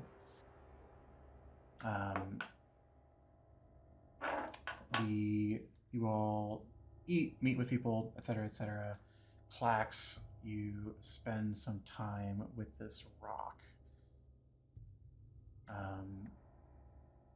Do you actually care to follow through on this promise, or are you just gonna put it under your pillow and hope for the best? So in my mind, it's first, this is stupid. It's a rock. What am I going to do with it? So kind of turning it, shaking It's it, like meditating when you don't believe in meditation. Yeah. Right? Kind of wrapping on. Then it's one of those things like, all right, well, look, maybe start tracing some of the runes or symbols, and then also next thing you know, it's kind of one of those things 20 minutes into it, you're kind of all right, well, how does this thing actually work? It's the more you spend time with it, you're like, this is stupid. Then all of a sudden it's actually this thing's so bad. And all of a sudden it's I wonder what could happen. Then it's also then all of a sudden the wheels start turning. Is there some connection? Does the birthmark do it? Could this mean something? Could the elders back home have been thinking of things? Could where does this all go? And then next thing you know, it's kind of before I know it, however much time has gone by, and just kind of thinking on it. I wouldn't say I necessarily know directly how to attune, but just kind of. Yeah.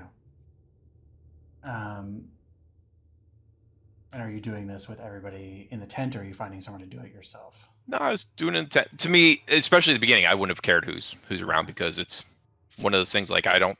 At first, I didn't think anything was going on, and then by the time, if anything happens as it goes later on, I'm probably not even paying attention to anybody at that point. Okay. I'd say you're halfway through before anybody sort of joins to hang out with you in the tent, and they're just sort of eating their own thing, and you're poking at this rock, and tracing it again. You're not sure. What are you supposed to expect? What are you supposed to feel? Is there anything to this? Is it fake? Is it real? You don't even really notice, but it kind of feels like an itch. But one of the times that you start to trace the symbol at around the 1 hour mark, those of you who are in the tent start to see,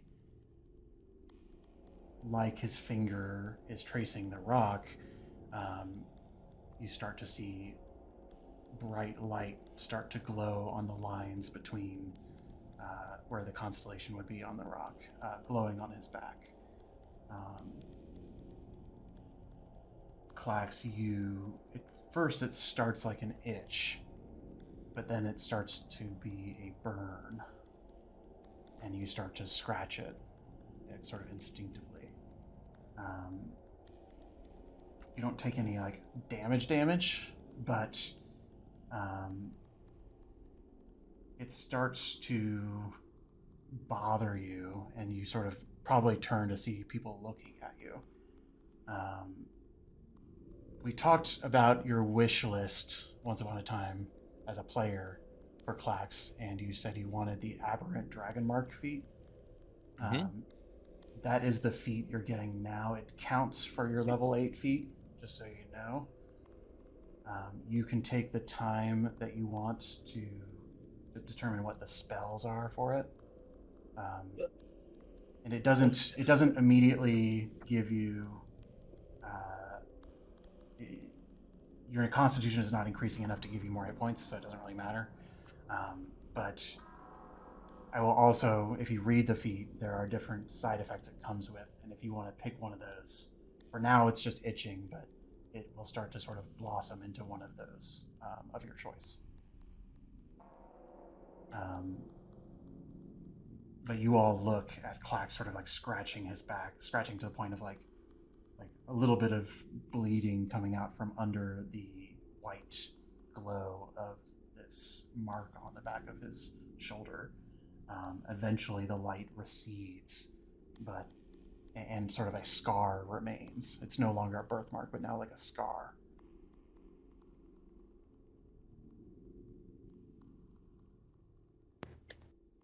It's kind of weird.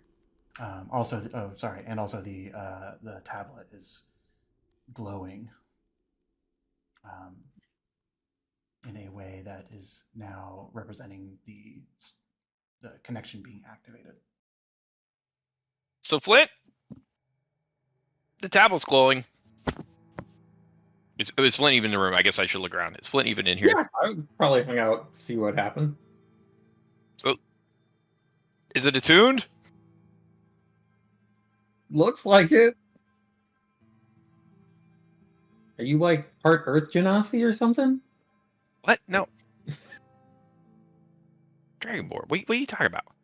I don't know. So, all right. So now what do I do with the tablet? Do I throw it at somebody? Does it explode? Oh, do I breathe fire on it and it becomes like a bigger fireball? I don't think so. I think whatever you did it. Sorry, my shoulder is really. Oh yeah, it's glowing. What do you mean my shoulder's glowing? It's fine. Is there a mirror in here? Tense, so probably not, but I probably have a mirror in the bag of holding. That's like a pot without a handle. Basically. No, it's a maw. so is this what do I see approximately that on the? No, the effect where your shoulder was glowing has since faded, but you do see a difference in that it's now like scar tissue, as opposed to like a sort of like under the skin layer of like discoloration. It's now more tangible. What's supposed to happen when you attune to a rock? I mean, magic items are weird. I'm just glad it wasn't cursed. Well, hold on. What do you mean wasn't cursed? Like, do we know it's not cursed? Because my back hurts kind of right now, and that thing's never really bothered me till now. So I've never heard of a curse that just makes your shoulder itch. So even if it was, that seems pretty minor. just glaring at Flint right now. Here's your rock. Just kind of launch it at him. Go ahead and catch that. The glow, like you give it a once over. The glow is sort of just it's like a Christmas light being on. It doesn't mean anything. It is still not a magic item, but it is simply noticed something, and it has become activated. Okay, I'll put it back in the bag of holding for now, I guess. Okay. Above board, real quick. Am I aware that this happened, or is this something that we can kind of RP out? Yeah, you would RP out whatever spells you're going to cast from it. And then I'll just roll with you separately on the... Yeah. Do you want me to roll or select? No. For the... you can select if you want. Okay. But unless there's anything else, you all enjoy a long rest before the exciting day of great battle comes forward. What were you gonna say? I think at the night, when everyone's asleep, I'll pull out. Oh God, it's been so long. I forgot his name. The Neptus? gem. Yes, Neptus. Thank you. I think I'll pull out Neptus because that thing's still growing in him. Just kind of quickly looking into that, making sure it won't kill us while we're out there.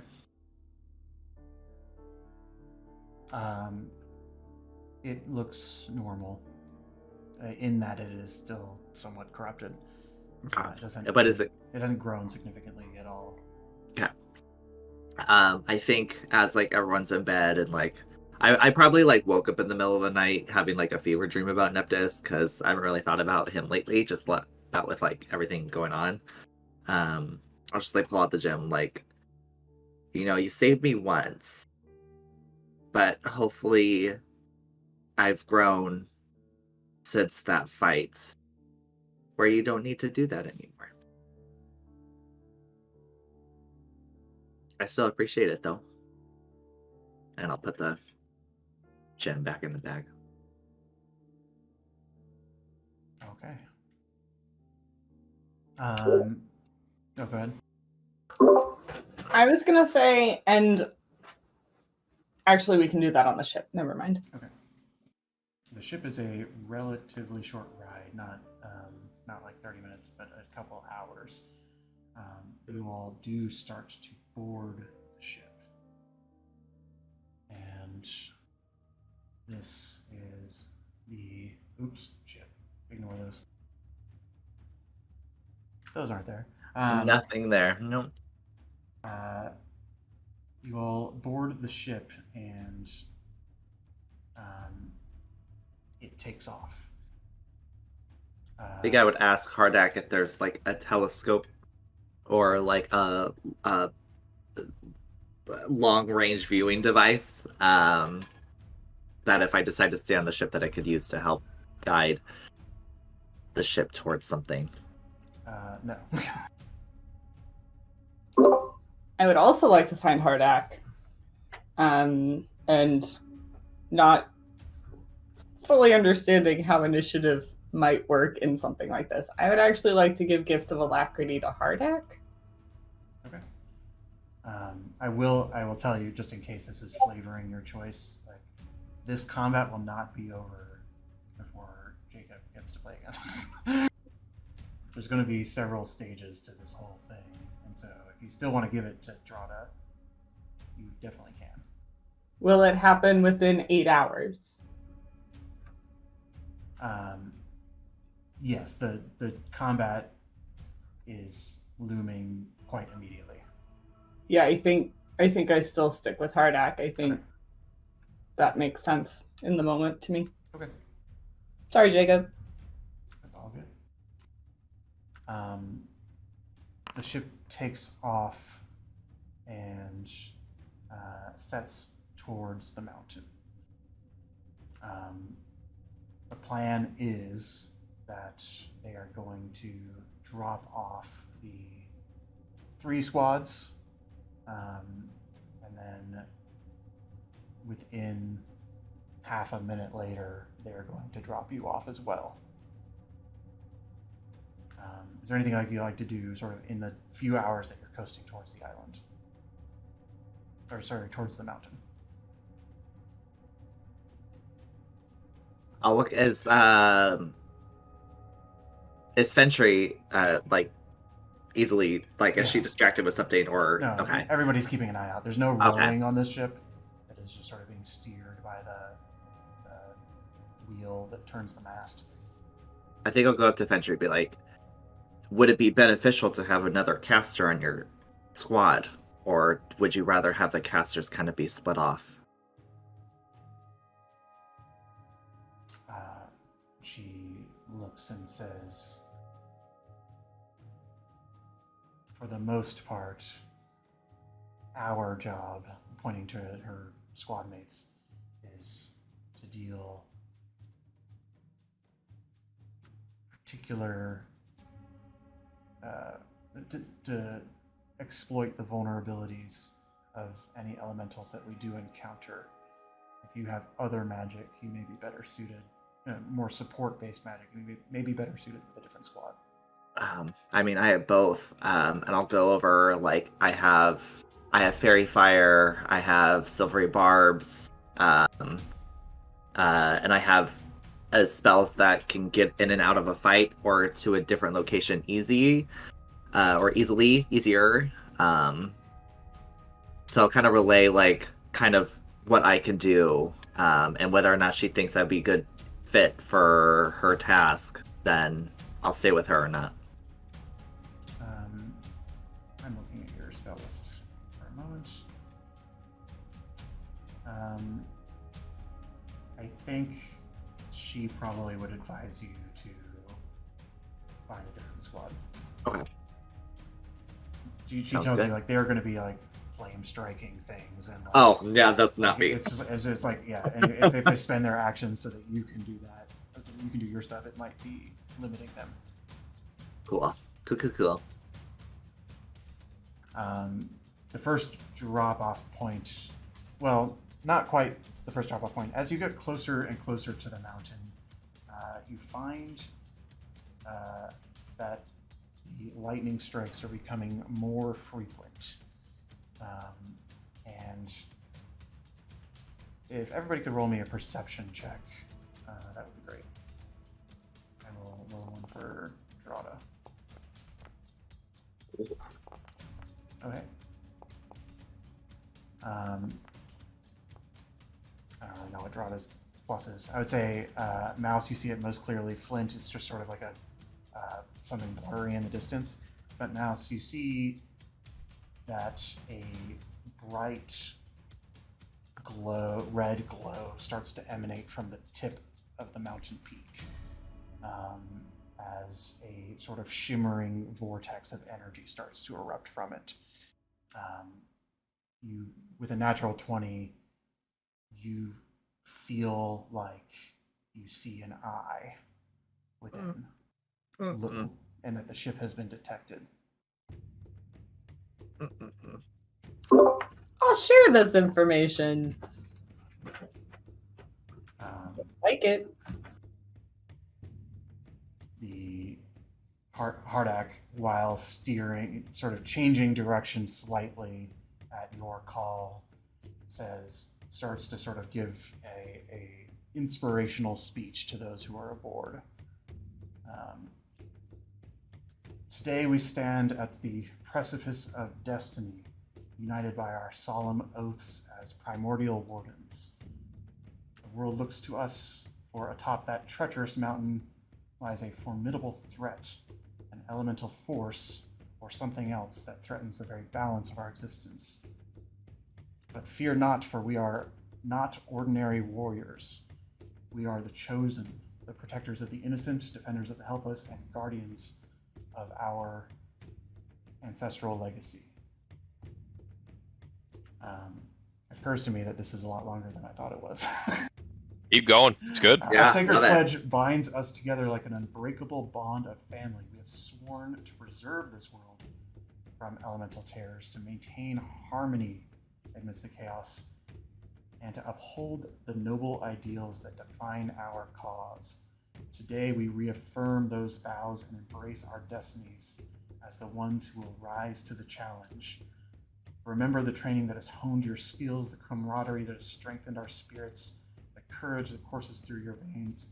Each step we take up that mountain will resound with the echoes of our ancestors' valor, guiding our path to victory. You start to hear different cheers erupting from, this almost seems like a practiced ritual and cry, as people start to stomp their halberds on the ground. My fellow Primordial Wardens and our honored guests, let the battle cries of valor rise, let the winds of hope propel us forward, let our actions today become the stuff of legend. Together we shall overcome the insurmountable, and together we shall ensure that the world thrives in harmony once more. Everybody gets a point of inspiration. You can reroll a die whenever you feel like it, one time only.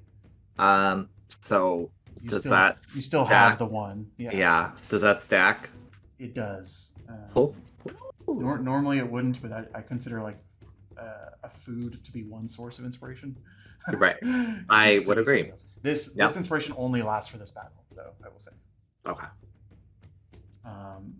The first drop off is as the ship starts to sail down. I need everybody to make a dexterity saving throw. All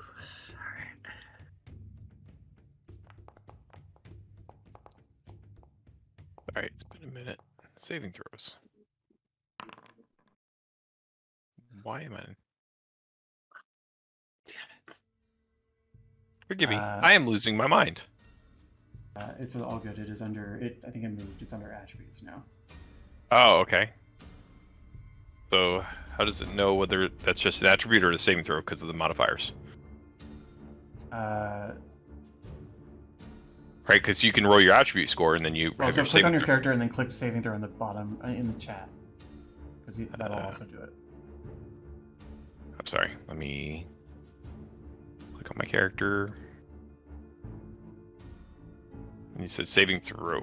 Again, my apologies, guys. No, I am we going haven't played it in retarded. some time. I got you. I'm sending you a screenshot. 'Cause mine Thank looks you. good, right?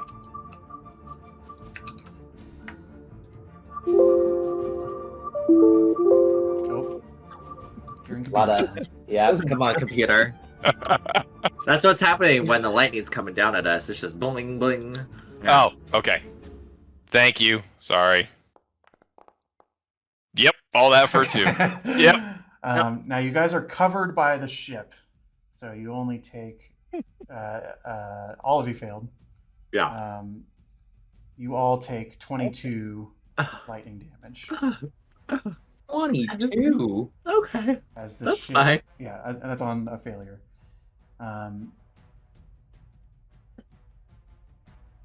Sorry, a failure while in cover.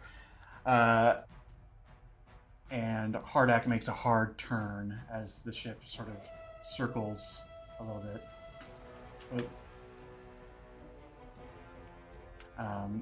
The ship sort of pivots in this space, and he calls for Barden and his troop to jump off.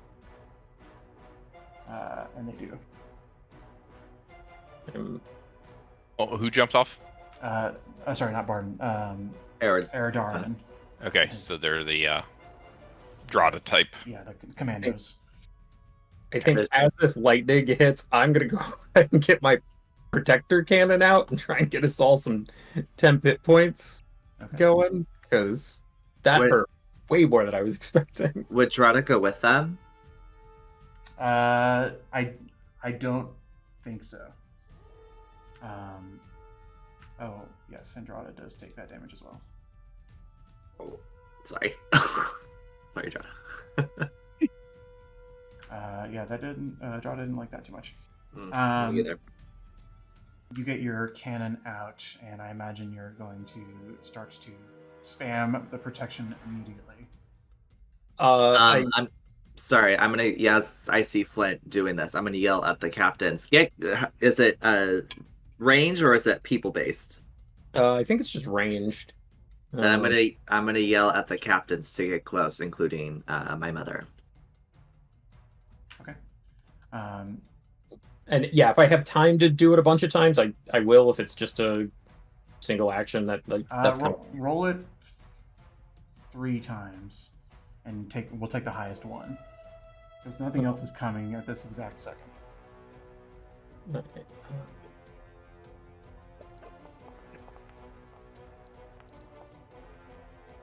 Oh well, I got it. Okay, so 12. Everybody has 12 temporary hit points, including the squads present on the ship.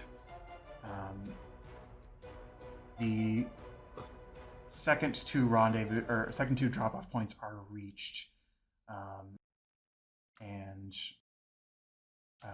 the 2 remaining squads, Captain Yana and Captain Fentry, do jump off. You do see that Captain Fentry, with her sort of non-Minotaur brethren, she does sort of put on a feather fall so that they can avoid any considerable injury on the way down. But everybody else is just like taking a heavy landing on their way down. They don't give a shit in this moment. The Hardak turns the ship again in an effort to continue bringing you all around. As I fail to select this.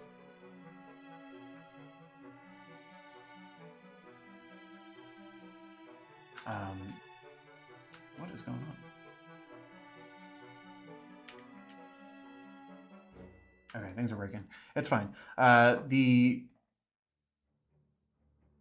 With the perception check that you had rolled earlier, Mouse, you were the first to see it, and you have plenty of time to alert people. But as the ship pulls towards the third drop-off point, you do see several air elementals affixed towards the ship. And I am going to need you all to roll initiative here before you join the main fight. Oops, we don't need the cannon in that.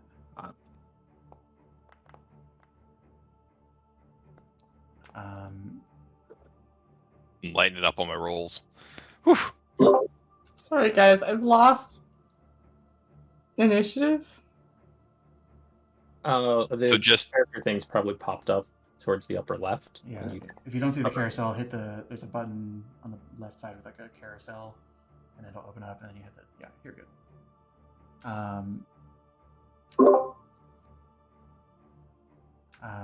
I am also relearning how to use Foundry. There are 3 air elementals coming from the far side that seem to be making a beeline for this ship that seem to have come from where the mountain was.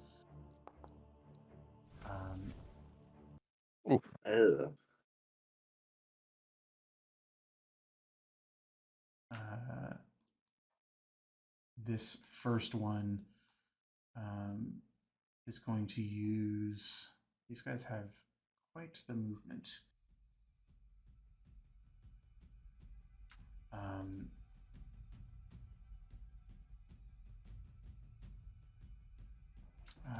It is going to just move its distance for now. And it seems to have an intelligence about it. It is taking a dodge action, because at the moment, it cannot reach anybody. But Flint, it's your turn. Hardak yells, just hold them off for 20 seconds, and we'll get you on the ground.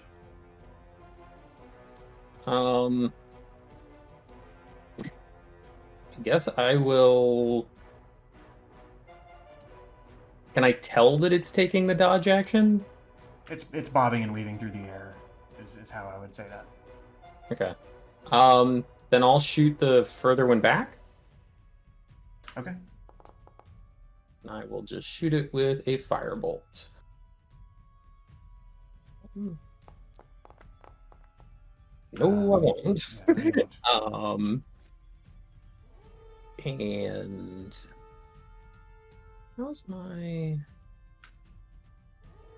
Right, I have a feature I like never use because I usually don't have a bonus action to spend on it. My entire map is broken. You're not going to be able to move very easily. So I'm just going to... Oh no. Okay, everybody's back. We're going to figure this out.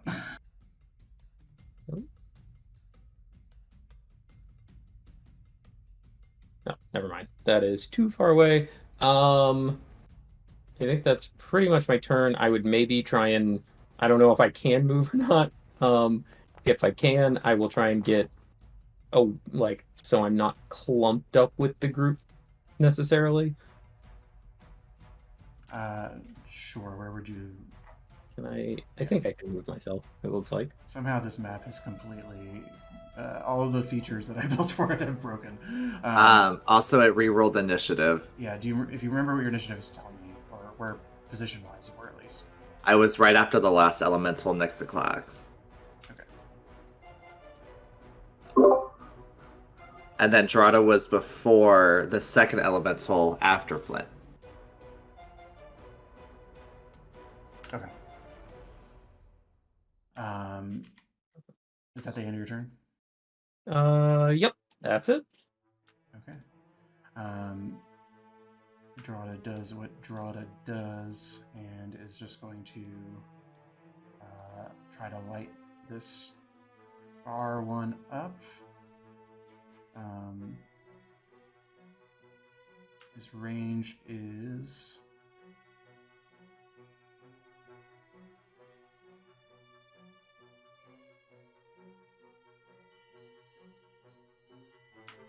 okay, he's gonna have disadvantage either way because of where they're at for now. So he's actually just gonna fire at the close one.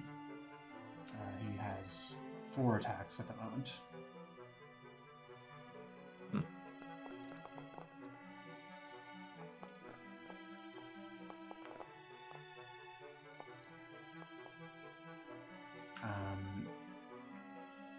That is actually still 3 hits, so I'll go ahead and calculate that soon, but he peppers 3 arrows into this elemental that has gotten close, and through the magic enchantment on it, you actually see the arrows hitting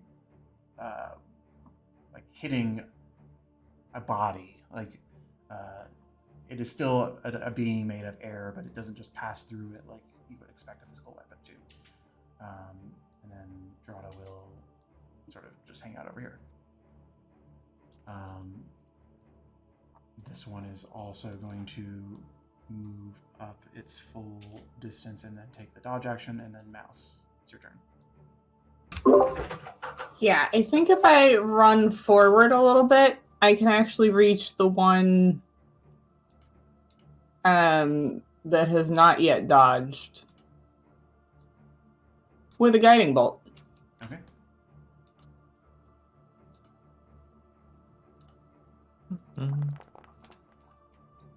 That definitely hits.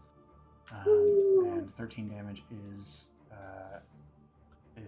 a actually pretty hefty amount against these creatures. Good. And the next roll against him will have advantage if anyone can get within range. Okay. That one that you just hit is going to same game plan at the moment. And Aesop, it's your turn. Great. They all are taking the dodge action. It doesn't go away if you try to hit it. It's just constantly there until its next turn, right? Correct, yes. Okay. But the saving, it doesn't affect saving throw based things, though, if you have something that forces a saving throw. Oh, that's true. I unfortunately don't. Okay. The far left will also be a Oh. straight roll because advantage and disadvantage and cancel out. That's true. But I don't want to use that for one of my cantrips that I plan on using. So I'm going to take the closest one. Actually, I'm going to take the middle one, the middle guy that first moved. I'm going to cast Sacred Flame on it, which it is a saving throw. Okay. This is the one that Dorada hit? Yes? Yes. That is a big failure. Ooh. As It takes 10 points. Yep. Would you like to move at all? Yeah, I'm going to move away. Fair enough. Because that lightning bolt in the beginning took a mighty blow to me. I'm going to stand as close to the cannon as possible. It's me and my little buddy. Do you see the cannon there? Because the cannon is moved. Oh, you might I need see to the cannon on my screen. You should refresh, because the map got broken and things are not... Everybody should refresh if you see the cannon where Aesop is. All right, Okay. refreshing. It looks so pretty on mine, though. At least maybe I should refresh on mine. Maybe mine's... I was gonna say I thought the cannon was where Aesop was, and I thought I moved it there, but refresh and make sure. I am still on the cannon after I refreshed, after I moved. Okay. Apologies. I will move you to where the cannon is. Great. You can look at the stream if you're curious what's happening, because the stream has it correct. I don't know.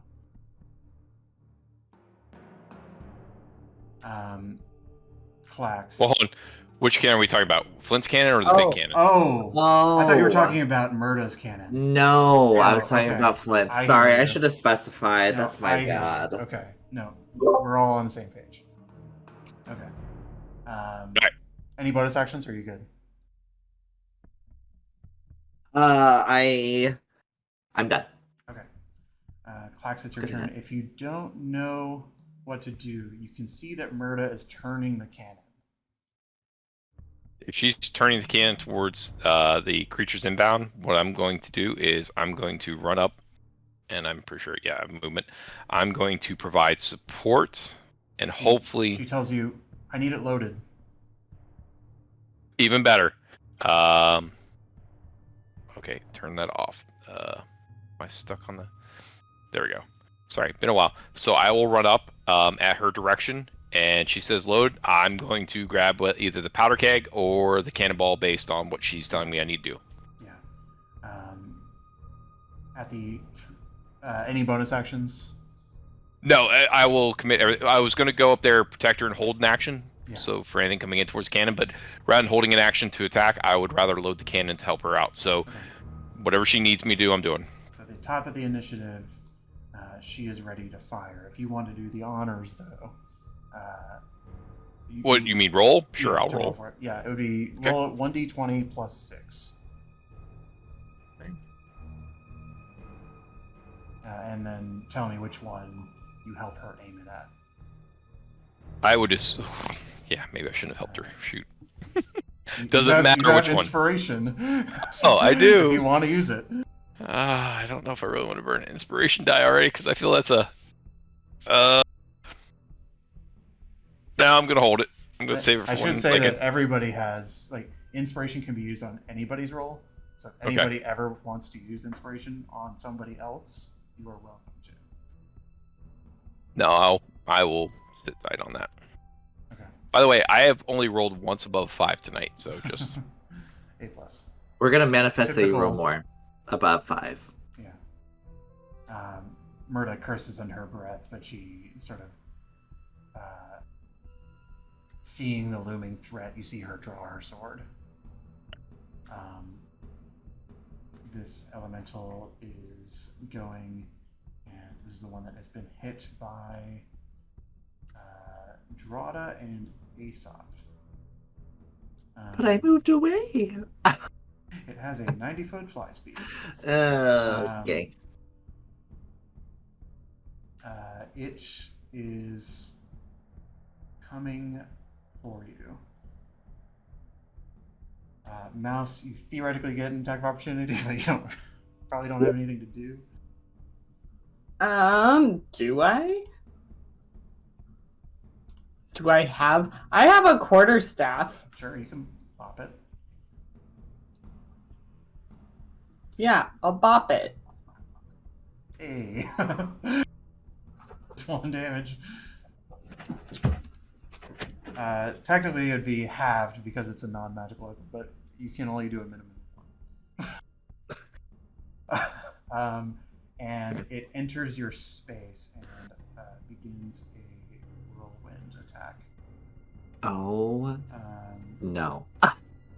Okay. Why is this not working? Just realized I shouldn't have done that. I should have woed this roll. But oops, next time. Sorry, Aesop. I mean, you're okay. The elemental disappeared on my end. Shit. There you go. He's also out of You can initiative. still woe it if you. Well, this is a wheel, not a woe. But I think that was bad.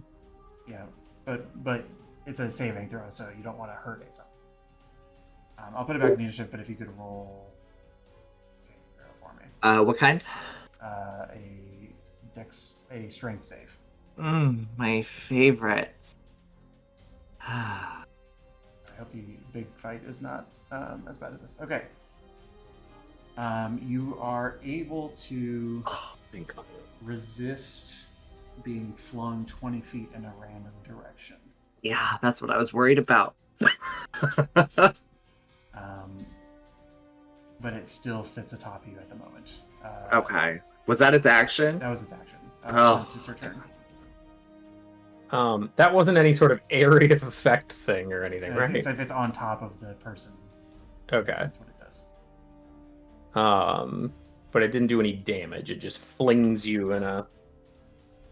Yeah, I mean, if it flung him off the map, then... That would be bad, yeah. Am I considered in melee range with this thing? That is a question.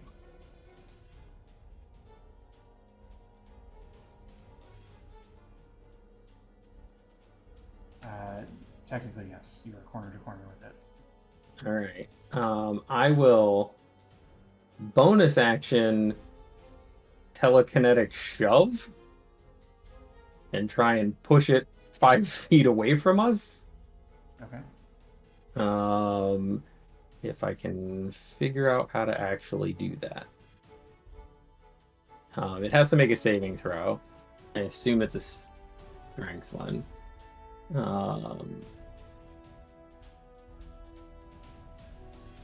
don't see a button to activate. That's the whole You rolled a nat 20. It's fine. Well, all right, doesn't move. Cool. I have a good armor class. I'll step away so that I don't have disadvantage. Okay. It will take an attack of opportunity on you. You can't hit me.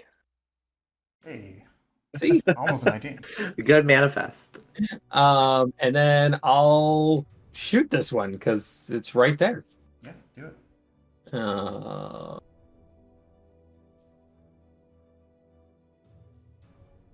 That definitely hit and definitely deals 8 full damage. Ooh, I get an extra D8 because Oh, yes. I'm a fancy artificer. There you go. And I should remember that I have that. An extra 3 damage.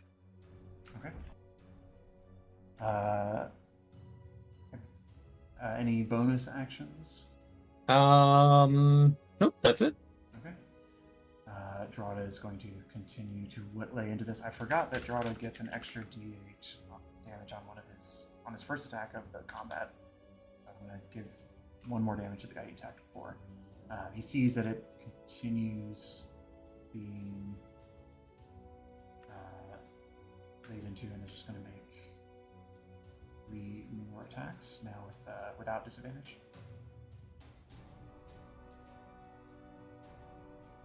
Hey, I also forgot that Drada has sneak attack, which just occurred to me. So, no, sneak attack would not have happened last time. It definitely happens this time. So, I'm just going to do some Drada damage here really quick. I believe his sneak attack is 3d6. Could be wrong, but we're just doing it. And Drada, in typical fashion, is a damage machine, dealing a total of 28 damage to this elemental that is on top of Aesop. It is withering and sort of turning into like even wispier smoke, but is still standing at the moment. I think he is actually going to sort of stay right here.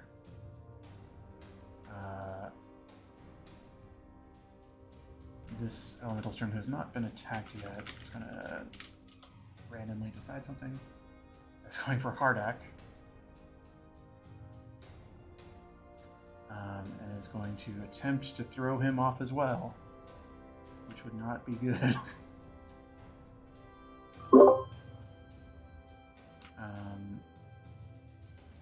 Why is this one thing not working as intended? Okay. Hardak is going to try to resist that and does it with ease. Oof. But he is currently being whelmed upon, and you can see that it's sort of like affecting him and his sort of ability to maintain control of the ship. Mouse. Yeah. I'm gonna looking around. I'm going to produce flame and throw it at the one closest to me. Okay. No. Sadly, does not hit. 3 is no good, but I get my reaction back, so that's helpful. I'm gonna step a little bit further away. That's all. Okay. This one that is currently glowing from a guiding bolt. Wait, the cannon would have had advantage. No. Yeah. think Wouldn't have? That's right to me. I thought the cannon was going for the middle one. Am I wrong? No, it would not have. It wouldn't have been able to turn it that fast. I didn't declare that. Okay. Fox, do you want to re-roll that cannon attack? Sort of Sure thing. totally It is forgot. 1d20 plus 6, right? Yes. Come on. Come on. Debating who this elemental hates at the moment. Hmm. 15. Its AC is 15. Ooh. Alright! If you could roll me 8d10. Ooh. Boy. Any Boy. pluses? And Flint didn't check them out, but these are magic cannonballs. Let's so- play these cannons. Need to So upgrade. 4.5 times. A little below average on the dice roll, but But having been burst by this cannon on its turn, it definitely prioritizes that threat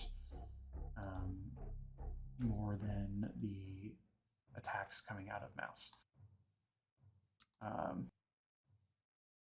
And it is also going to attempt to, it's entering both of your spaces, and it's going to attempt to throw you off. reaction. You're in its space. It's not leaving your space. Got it. Okay. So you make a strength save. Does this count as an attack though? No. Well, I guess never. Okay. Yeah. All right. So strength save. Boom. Okay. Strength save. Now that I know where saves are again, because I'm a more. Okay. Oh, there we go. See? Mm-hmm. Finally. We are doing. So. Murda is going to be thrown 20 feet. Depending on. Scatter die. Yeah, and it's. Oh yeah, her position's all weird right now. It's going to scatter die at sort of 1, 2, 3 on the top, 4, 5 on the sides, 7, 8, 9 on the bottom. Okay. So Up. that is, she's flung 20 feet up.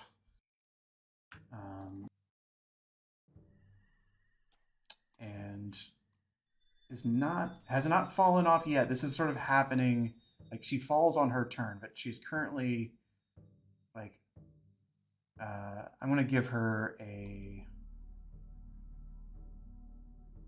dexterity saving throw to hold on to the edge of the ship. We're gonna say it's DC 15. Okay. Murda grabs onto the outer edge of the ship, and you all see that she is still holding on, but she needs to pull herself up in some way. Aesop, you see this as you begin your turn. I was gonna say, do I with the wispy smoke around me? You hear it. You Okay. hear her screaming. She's like, shit! And like but falling off. it doesn't pit her out to an unintelligible sound. Yeah. Right. Okay. I know my mom has the strength to possibly pull herself up if need be. I definitely don't. So I gotta worry about the threat in front of me because I also have low health. So I am going to, because it's right on top of me, I'm gonna just try this cantrip instead. I'm gonna do Vicious Mockery because if it hits, he has disadvantage on his next attack. So that is a Wisdom saving throw on your end. It is. Let me put it in chat. DC 15. Alrighty. Come on. Come Mm. on. No! Dang it, didn't have a bonus either. Alright. I'm like, you wispy smoke. You sure mocked that. Air elemental. Bonus action or move? Well, if I move, he'll take an attack of opportunity on me. No, because he's already used it on. I used it. So I think. Let's see. I'm gonna scroll down. I'm gonna get closer to the one. Let's see. I have how many feet? God, 30, I think. Let me see. 30 feet. So yeah. So 5, 10, 15. I'm gonna get closer to Hardak. 20, 25, 30. Okay. Is that your turn? Yep. Okay. Clax, you are up. You don't suffer any negative effects from being in it, but it is surrounding you at the moment. So, their range is 10 feet, right, for attack? It has a 5-foot range. Oh, it's only 5-foot range. So if I were to try and grab Murda, is that close enough to be able to get to her and grab her? She's a large creature. She takes 4 squares, so you're next to her right now. All right, so I will stay in range of that creature. I guess burn my action to. Well, technically, grappling counts as 1 attack. Oh, then I will use an attack action to grapple her and pull her up. She wants to be grappled, so make this with advantage. Okay. Sorry, I am a little discombobulated today. And that's just athletics or just strength? I can't remember. We'll say athletics, yes. Okay. With advantage. Oh yeah, definitely need the advantage on that. Come on. Lifehut just says no. Yeah. That's right. You rolled over a 5. You pull her up without issue. She, at the moment, is technically prone. Okay, but she's on the ship. Okay. You still have an attack. Yep. So then my next attack, I will. And again, if I remember, since they're elementals, they cannot be knocked prone, correct? Correct. Yes. Okay. Then I will just go ahead and just make a normal attack to begin with. So, does a 19 hit? 19 does hit, and 13 damage is considerable. All right. How is that creature looking? After taking a big cannonball shot and that swing, it looks like probably 2 more good hits like that would probably be enough to take it down. I know I'm probably gonna regret this later, but action surge. Sure. So I'll go ahead and do that, burn that, and then I will go ahead and attack again. 13 does not hit, I'm sure. 13 does not hit, no. I really don't want to use an inspiration die, but I will try again with my second attack. 19 or 20 does hit. 10 slashing. Yes. And yeah, I think that's it because I want to keep my reactions. Oh, back to that 13. Hold on. Oh, you already go ahead. Yeah, we're remembering how to play. If you want to use. Yeah, precision attack. You can spend to add the roll before or after. Yeah, you can choose to do that if you would like. So what did the roll? It has been said that their AC is 15, so it would make sense that you would think about it. Okay. Regretfully, I think I consumed it but did not roll it. So let me just, and that's a 1d8 if I remember correctly, right? For me. I believe so, yeah. There it is. Roll. Okay, it's just enough. Oh yeah, 13 plus 2. Here I was like, oh man, I didn't make. All right, and then so damage. Sorry for that actually is enough to take it down because you already rolled the damage for that up there. Oh yeah, with the 12. Yep. You slash your axe through it and sort of like sever the cloud, and it just sort of pulls away into mist and smoke. And then what little movement I have, I'll just move towards the stairs, and that's my turn. Okay. I didn't put them on the initiative because they had specific roles, but Murda stands up at the top of the initiative and shouts over to everybody, "We're putting down 6 seconds." As she sort of assesses the situation and reloads the cannon, sort of in preparation to use it later. The elemental that has been having a very bad day. Let's see if it gets its whirlwind back. 4, 5, or 6. It does. Mm.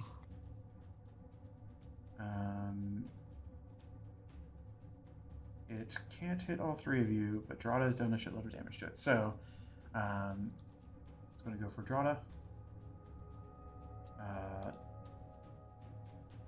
This thing is breaking. We'll fix this later. If Drada and Flint could roll a strength save.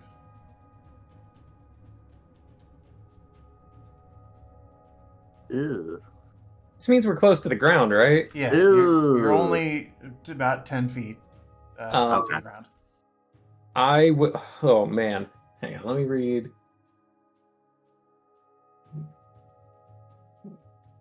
Drada seems more likely to be okay with a fall. I think I'm going to use my reaction to give myself Flash of Genius and add a +5 to that. Okay. You are able to pull through. Let's do Scatter Dice for Drada.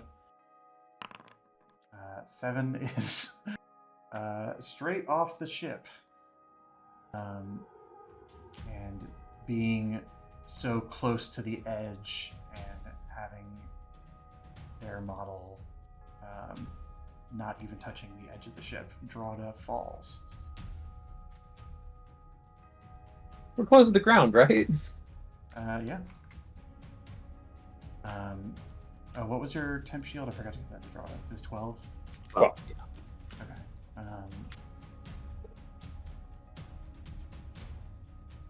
6 fall damage as that landing is cushioned by the shield at the very least. But Drada is functionally out of this fight. But it is your turn, Flint. all right. I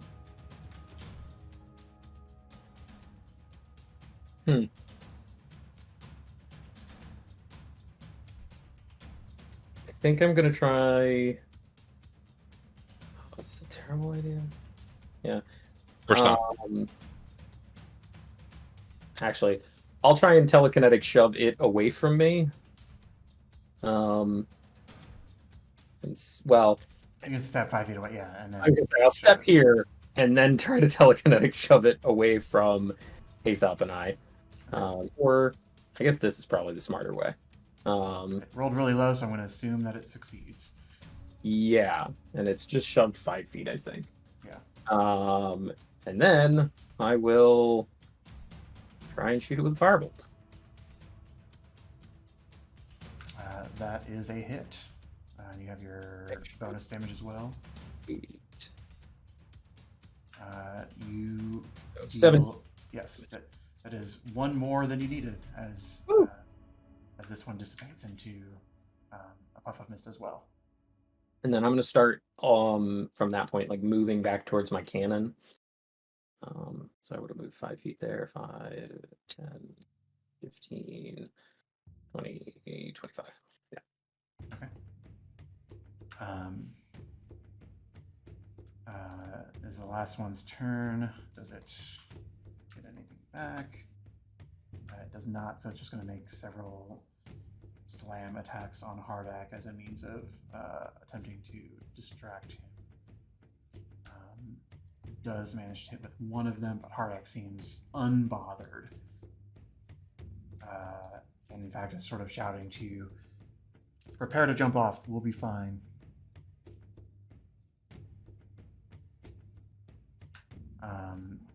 Mouse. I'm going to try to help out Hardak with a guiding bolt.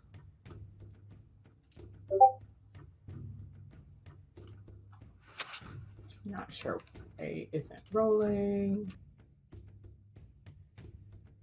That does not hit.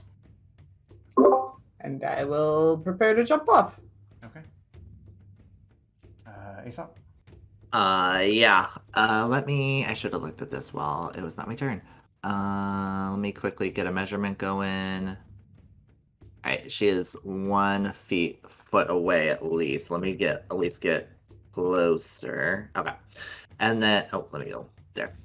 And I'll look at my mom, and just kind of mouth the words, or if she could hear me, just say, "I love you, you got this," and I'll give her inspiration. Okay, great. She turns and smiles and says, "Be safe." Always. For the hell of it, Hardak takes a break from driving for a moment and is just going to lay into this thing. Plus 14. Holy shit. So we're killing Hardak and taking the glaive, right? Absolutely. I don't think it's just the glaive. I noticed his strength saving throw earlier compared to Klax's. Yeah, Hardak is a raid boss. Okay. He just did. I'm not even going to count that damage. He's doing. He obliterated it. Yeah, he obliterates this. He's doing elemental damage of all kinds with this glaive. You see, it erupts in lightning, cold, and fire as he shoves it into the belly of this creature 3 times, dealing what must be over the 90 damage, the 90 hit points that it has. And just like Take it back. We should kill him and steal the glaive. and cuts this down. Klax, it's your turn, but you sort of see that happening as you're preparing. Then at that point, I'll just kind of give a nod to Hardak, turn to Murda, say, "You're gonna be up. You good?" And then She nods. go to the edge and be ready to disembark. Okay.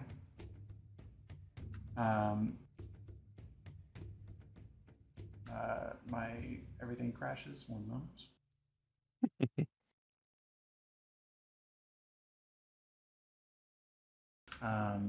You all come to the base of the mountain. We're obviously not going to play out this combat, but I do just want to give you a preview of sort of what it looks like. I hope this doesn't crash anybody's computers.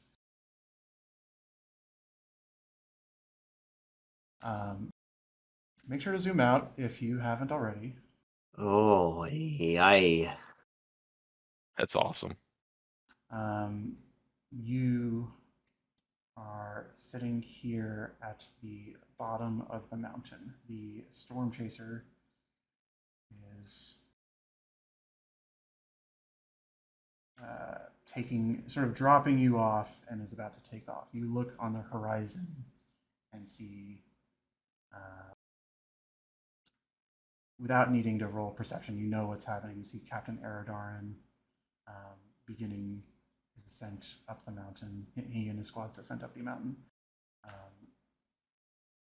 Captain Niana no, she's tactician. She's probably in the middle. And then Captain Fentry a little further behind. You look up and see this large glowing eye at the top of the mountain as you set down and as the ship starts to fly away. And you know that the battle has already begun because,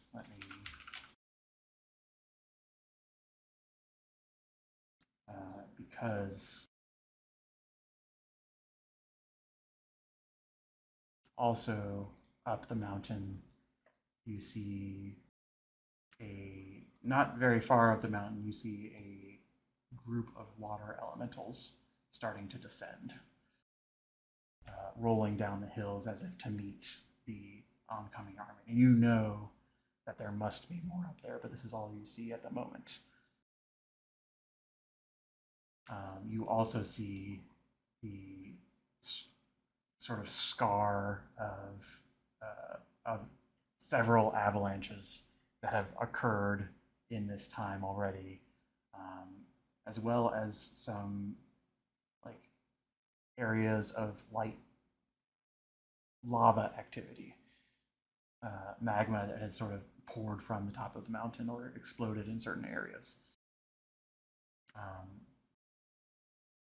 I would rather teach how this encounter is going to work when Jacob's here. So this is just your preview. But next session, this will probably be the entire session, just trying to reach the boss at the top of the mountain. Sounds good. Yeah, We'll see how that goes. looks amazing. I'm excited. I know. I took a snippet screenshot of it. It's going to get even crazier once it actually starts, but for now, we'll leave it with that.